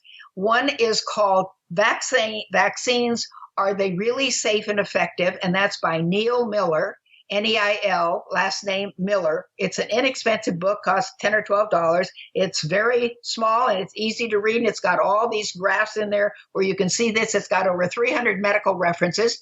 You can get it either at Amazon, unless they have taken it off of Amazon. Then you can get it at a website called thinktwice.com. Thinktwice, one word.com. I have nothing to do with it, but it's an excellent book.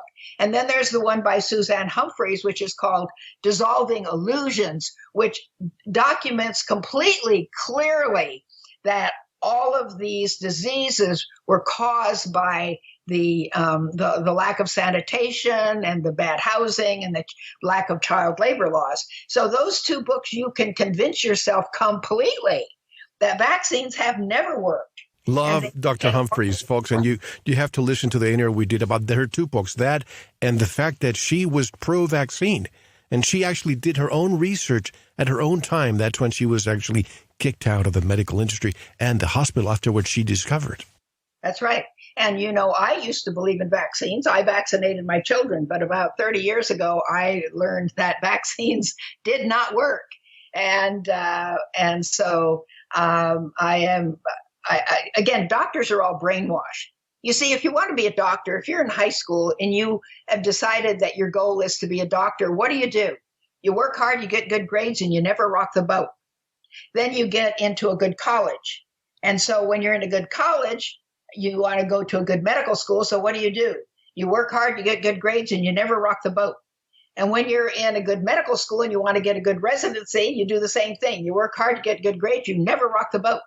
And then when you're in your residency, if you want to get an academic position or a position with a good clinical group, you work hard, you get good grades, and you never rock the boat.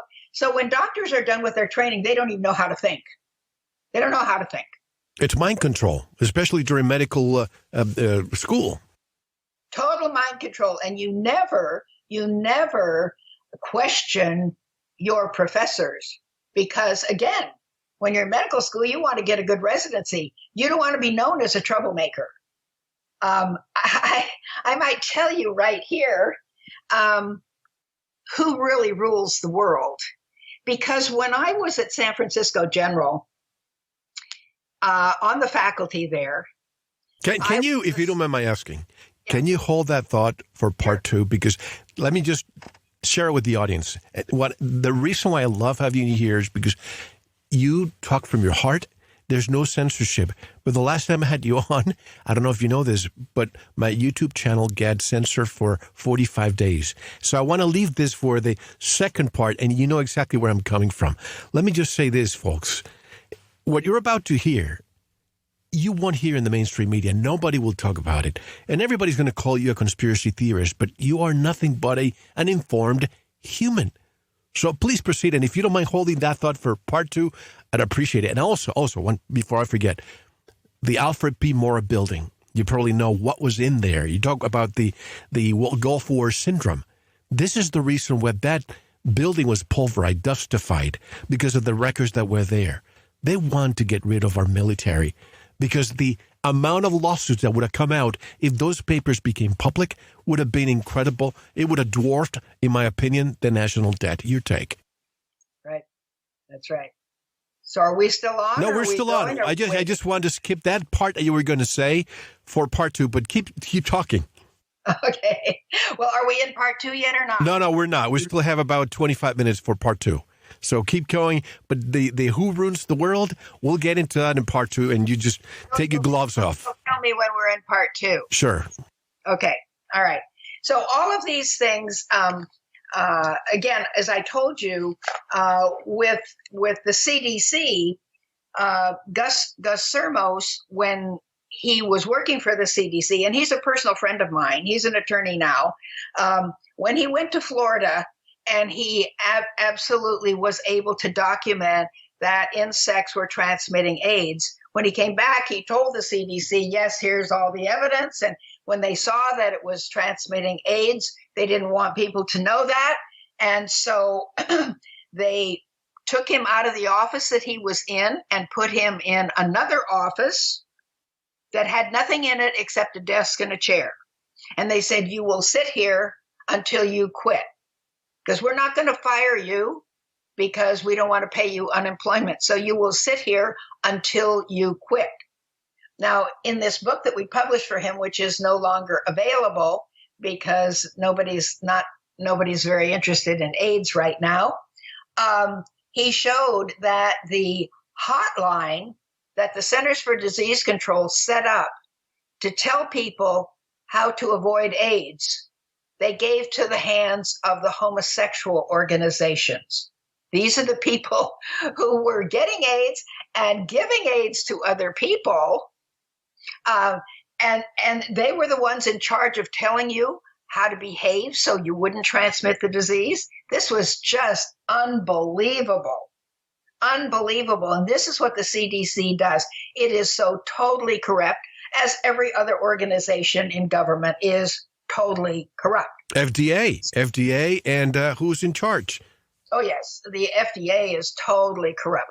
I did some experiments with Carl Brighton, who was the chairman of orthopedics at University of Pennsylvania, and there were 12 of us in the country that were doing these experiments on electrical healing of bone fractures. And so we were trying to get it approved by the FDA, and I dealt with those FDA people. It was incredible. They were so corrupt. Not only that, I was on an NIH committee, National Institutes of Health. In the 70s and 80s, published in the Journal of the American Medical Association, were a series of articles that were the summation of doctors getting together and deciding specific forms of treatment. So I was asked to be on one of these committees.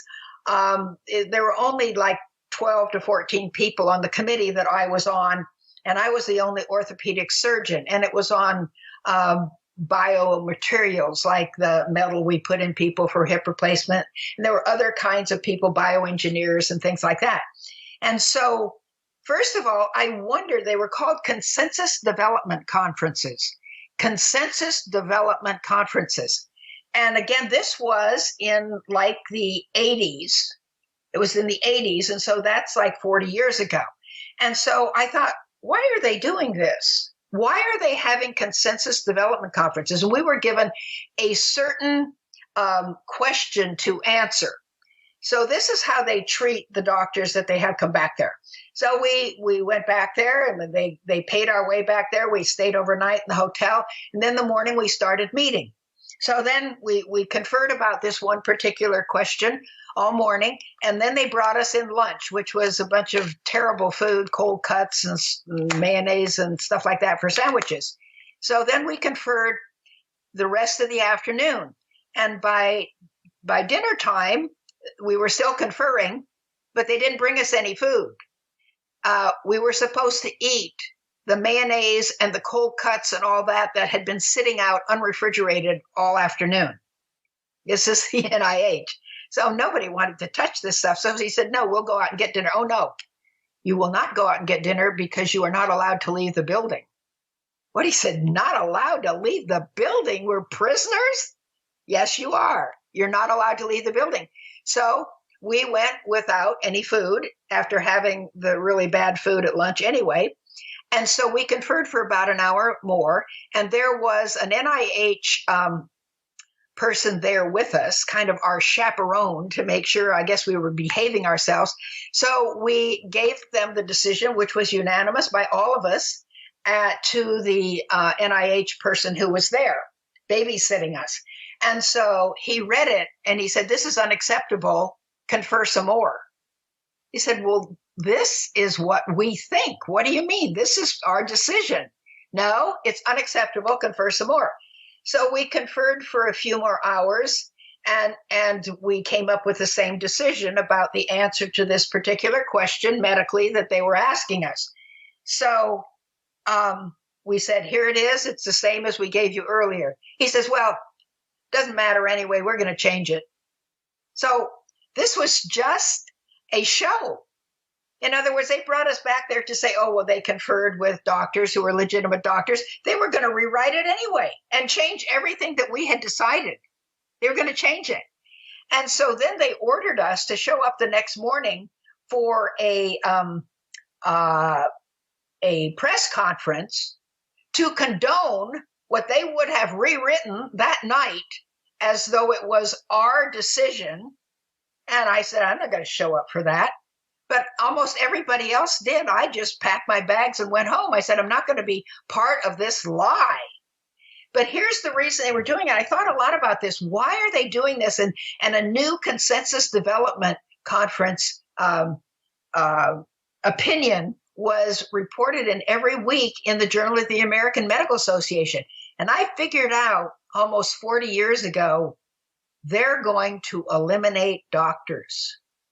They're going to eliminate doctors, and that is exactly what they're doing now. To be replaced with what? AI?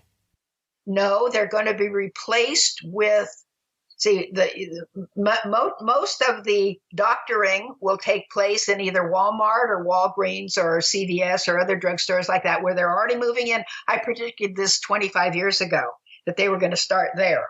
Okay. And so they're going to take the people who handle the register at Walmart, give them 2 weeks of training, and put them into being physician's assistants. Okay. Physician's assistants, I hope not to offend too many people out there. Physician's assistants don't know anything. Doctors go 4 years of medical school. Well, with all due respect, no, not about you, but them. Some of them behave like doctors. They think they are. But they're not. They're not. And they don't know anything. They don't know anything. And it's just like, let me tell you, an orthopedic surgeon takes 5 years of orthopedic training after medical school. Do you know what your family practice doctor has? They have 1 month of each rotation. There are 1 month on internal medicine, 1 month on pediatrics, 1 month on orthopedics.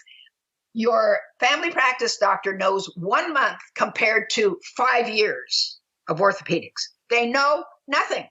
They only know enough to make them dangerous. Okay, they don't know anything. Now, again, I am uncensored, but that happens to be the truth. And nurse practitioners. Now, let me tell you about nurses. I don't know. They have all this glamour where people think, oh, nurses are wonderful. Nurses don't do anything anymore. RNs don't do anything anymore except maybe give out medication. As nurses, assistants, and all that, they are the ones who actually take care of the patient. However, nobody does that anymore. 4 years ago, my husband fell and broke his hip, and I realized that a family member or a caregiver you have to hire has to sit with your loved one all the time because the nurses don't give a damn. The nurses don't. That's not their job to take care of the patient. It's the family's job. This is just like vaccine companies, the drug companies, are not responsible for the harmful effects of their vaccines anymore. The state is, the government is. So nobody has to take responsibility for anything. When I was practicing medicine, we were responsible for the safety of the patient. Not anymore. They don't take any responsibility. It's the family's job to have some family member there, or you have to hire a caregiver, because it's not their job to keep the patients there safe. It's not their job. So nurses don't really do anything anymore because the family's there to make sure the person has water. The family's there to get them to the bathroom if they can get up. Family's there to give them the bedpan. So what do the nurses do? They bring them drugs around to make them worse. So RNs can be sometimes helpful, like in the ICU, where they have worked for a long time and they're good observers. They know when a patient's starting to crump, we call it, when the patient's starting to go bad. They don't know why the patient's going bad. They know kind of what drug to give them and all that. They can observe things, and that can be very helpful to a doctor when a nurse is a good observer. But they don't know why things happen. The doctor knows why things happen. Nurse practitioners and physician's assistants don't know why things happen. They don't know why. They just know, oh, if this happens, give them a drug. But you see, this all plays into the Illuminati and Freemasonry in population extermination, because I think it was recently Rahm Emanuel's brother. I think his name is Ezekiel Emanuel. Rahm Emanuel was the press secretary for Obama for a while. Mayor of Chicago. Is that right? Yeah, from Chicago. And we know other things about him too. And then his brother, his brother Ezekiel has said, nobody under the age of 15 or above the age of 55 should get medical care. See, they call us all useless eaters. If you're not able to be a slave for them and make enough money to pay them taxes, they don't want you to have medical care. And they're even talking about that now with the supposed coronavirus. We're only going to be caring for the people within that age group because those are the ones who can work. and make money for them. Those are the slaves. And so we know that the population extermination is high on the list. It says that at the Georgia Guidestones. Look at that. They're going to eliminate 5.5 billion people from the earth. There's 6 plus billion now, and they want to get rid of 5.5 billion so they can have the world for themselves. And so this is all part of population extermination. And so it's going to be the Walmart clerks, the ones who run the cash register. They'll give them 2 weeks. And in a way, that's reasonable. And I'll tell you why. Because doctors don't cure disease. All doctors do is give you a drug. That's all they do.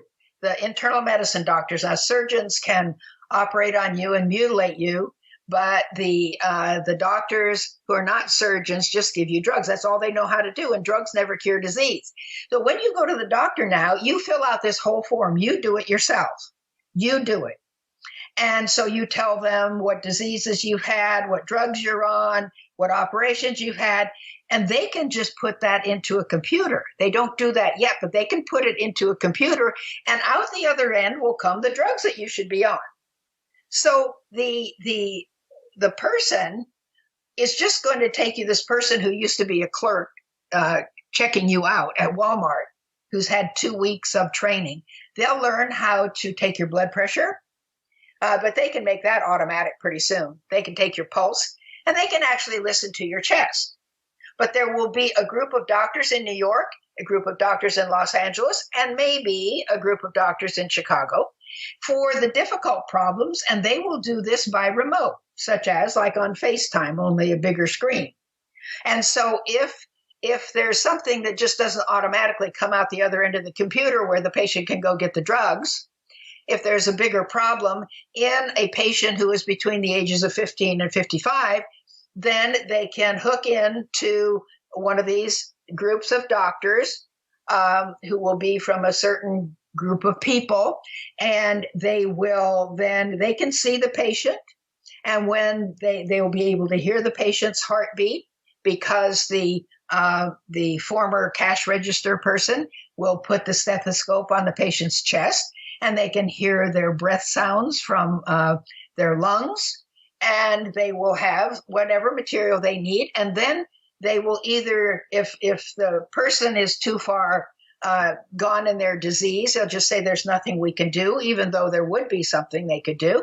Or they will say if they need surgery, there will be surgical centers, probably be one in Southern California, one in Northern California. Well, there will be some surgeons to do it, but most people will just they'll just put this form through the computer.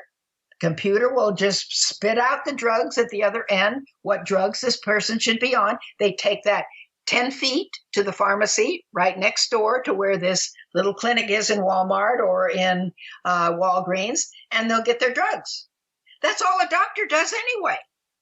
Doctors don't do anything more than that. What does a doctor do besides give you drugs? Nothing. Nothing. That's all they know how to do.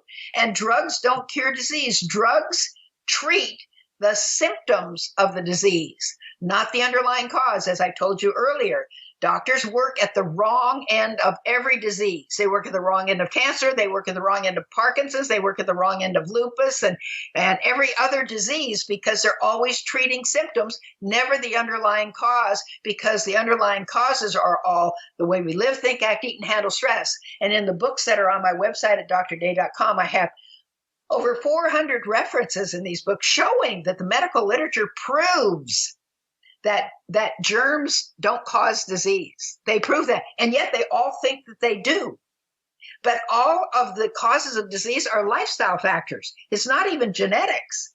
It doesn't matter. Women with breast cancer have the BRCA gene or HER2s, whatever. It doesn't matter. Cancer is cancer.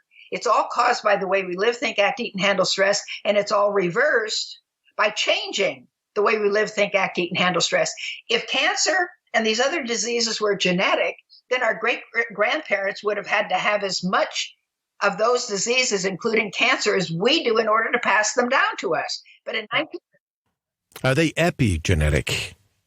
Epigenetics? Yes, are they epigenetic? Basically, if you have a grandfather who smoked, and your father smoked, and you smoked, this is why you're getting cancer. Now you can stop that behavior, and perhaps you won't die like your dad did.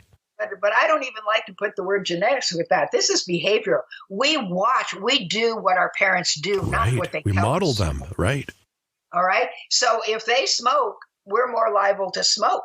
And then all you have to do is to not get lung cancer is don't smoke. So again, I've given the illustration. If you see a very large, a 400-pound woman walking down the street with two very obese children, that's not genetics. She's feeding them what she's eating. Correct. All you have to do is change the way you live, think, and act and handle stress, because if you live, think, and handle stress like your parents did, you'll get the same diseases most probably. But if you change, then you won't get them. In America, in 1900, only 3% of Americans had cancer. Now over 50% have cancer. That's not in the genes because we didn't get it from our ancestors because they didn't have it. And so we do this to ourselves. We say, oh, I wouldn't do that to myself. Well, we don't do it on purpose. We do it ignorantly. And these people who are supposedly dying of the coronavirus are all old people anyway. There aren't, it doesn't even occur in children. So it's those people are immune suppressed. Yes, of course. They're on all sorts of drugs, and many of the people in these nursing homes are bedridden.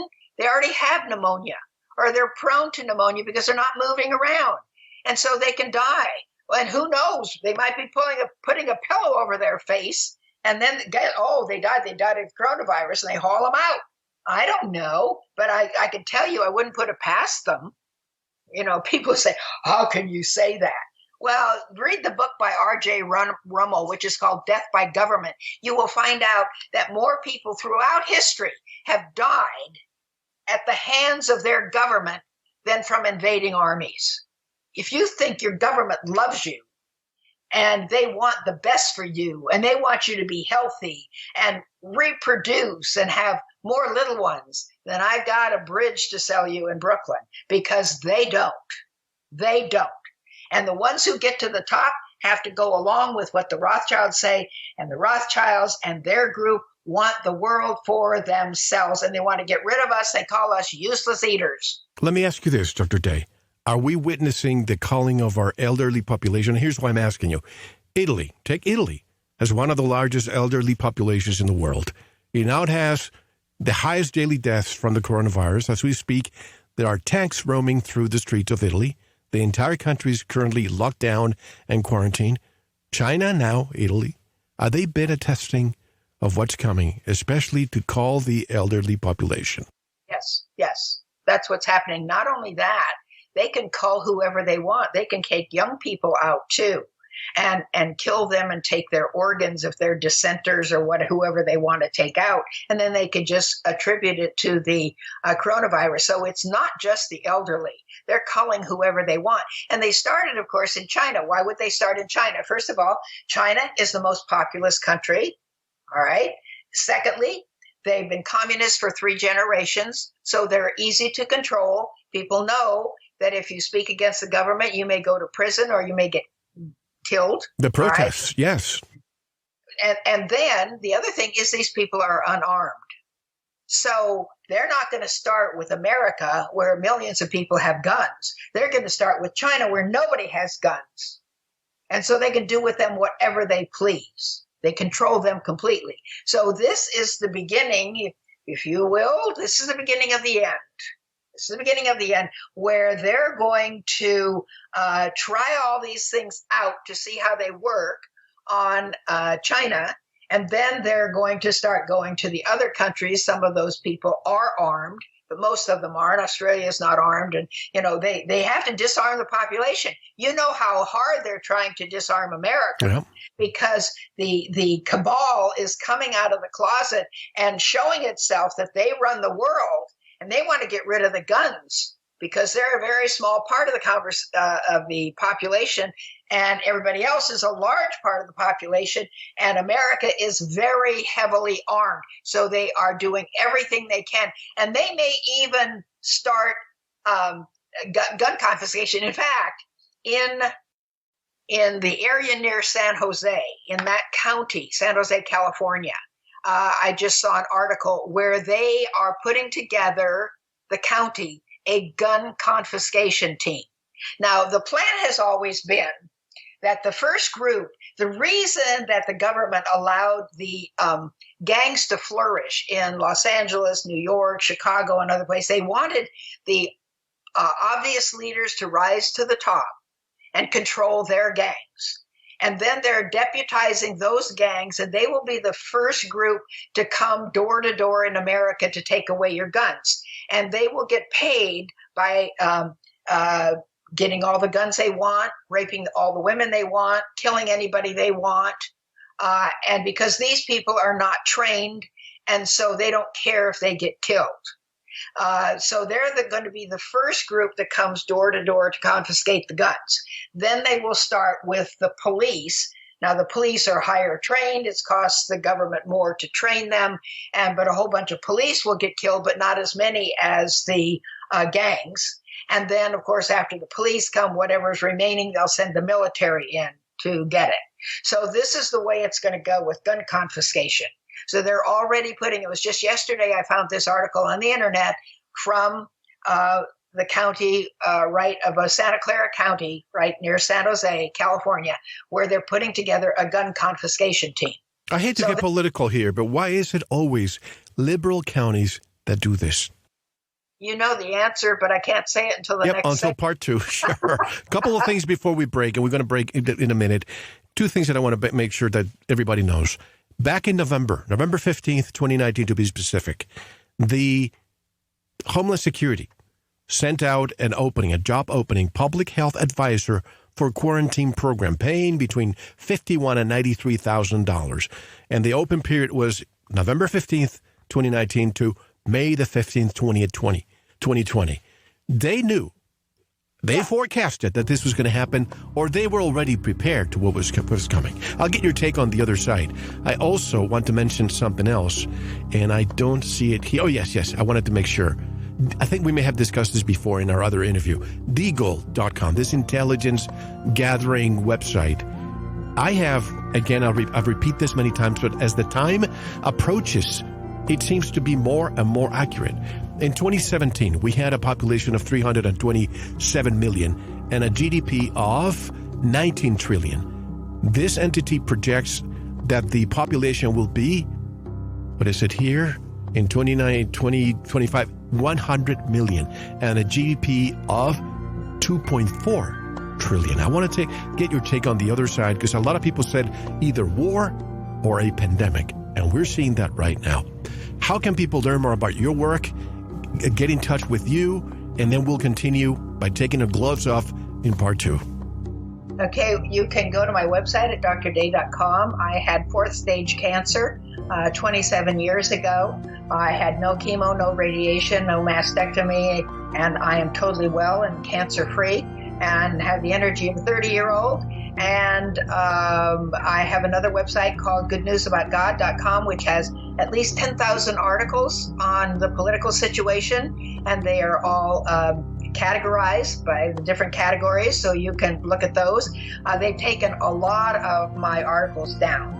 There are some articles of mine and articles of many other people that are on the internet, and they've taken a lot of those down, but there's still enough to get a lot of information. And I have latest postings on that every week. I post new information on Monday morning, so if you go to that website, Good News About God, all one word, Good News About God, all one word, all small letters.com, and you will get a lot of information that's still available there.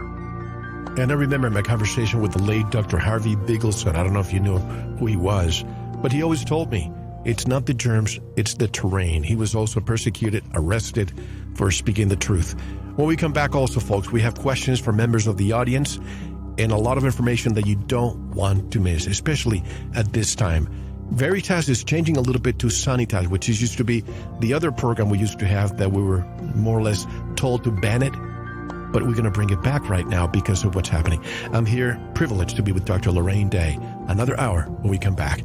This is Mel Fabregas, and you are listening to Veritas. Thank you for listening to the first part of this important Veritas interview. To listen to the rest, and all of our material, proceed to the member section, or join the Veritas family by subscribing. Click on the subscribe button at veritasradio.com. You can make your purchase with a credit card, PayPal, cash, check, money order, and even cryptocurrency. We are now accepting Bitcoin, Litecoin, and Ethereum. Don't forget to visit the Veritas store for Focus Life Force Energy, MMS, CBD Pure Hemp Oil, Divinia Water, Pure Organic Sulfur, flash drives with all our Sanitas and Veritas seasons, and other great products. And if you're listening on YouTube, like, subscribe, and share it. And click the bell to be notified when new interviews are available. Now, proceed to the members section or subscribe to listen to the rest of the interview. You don't want to miss it. Thank you for listening to Veritas. Because you don't want to believe. You want to know.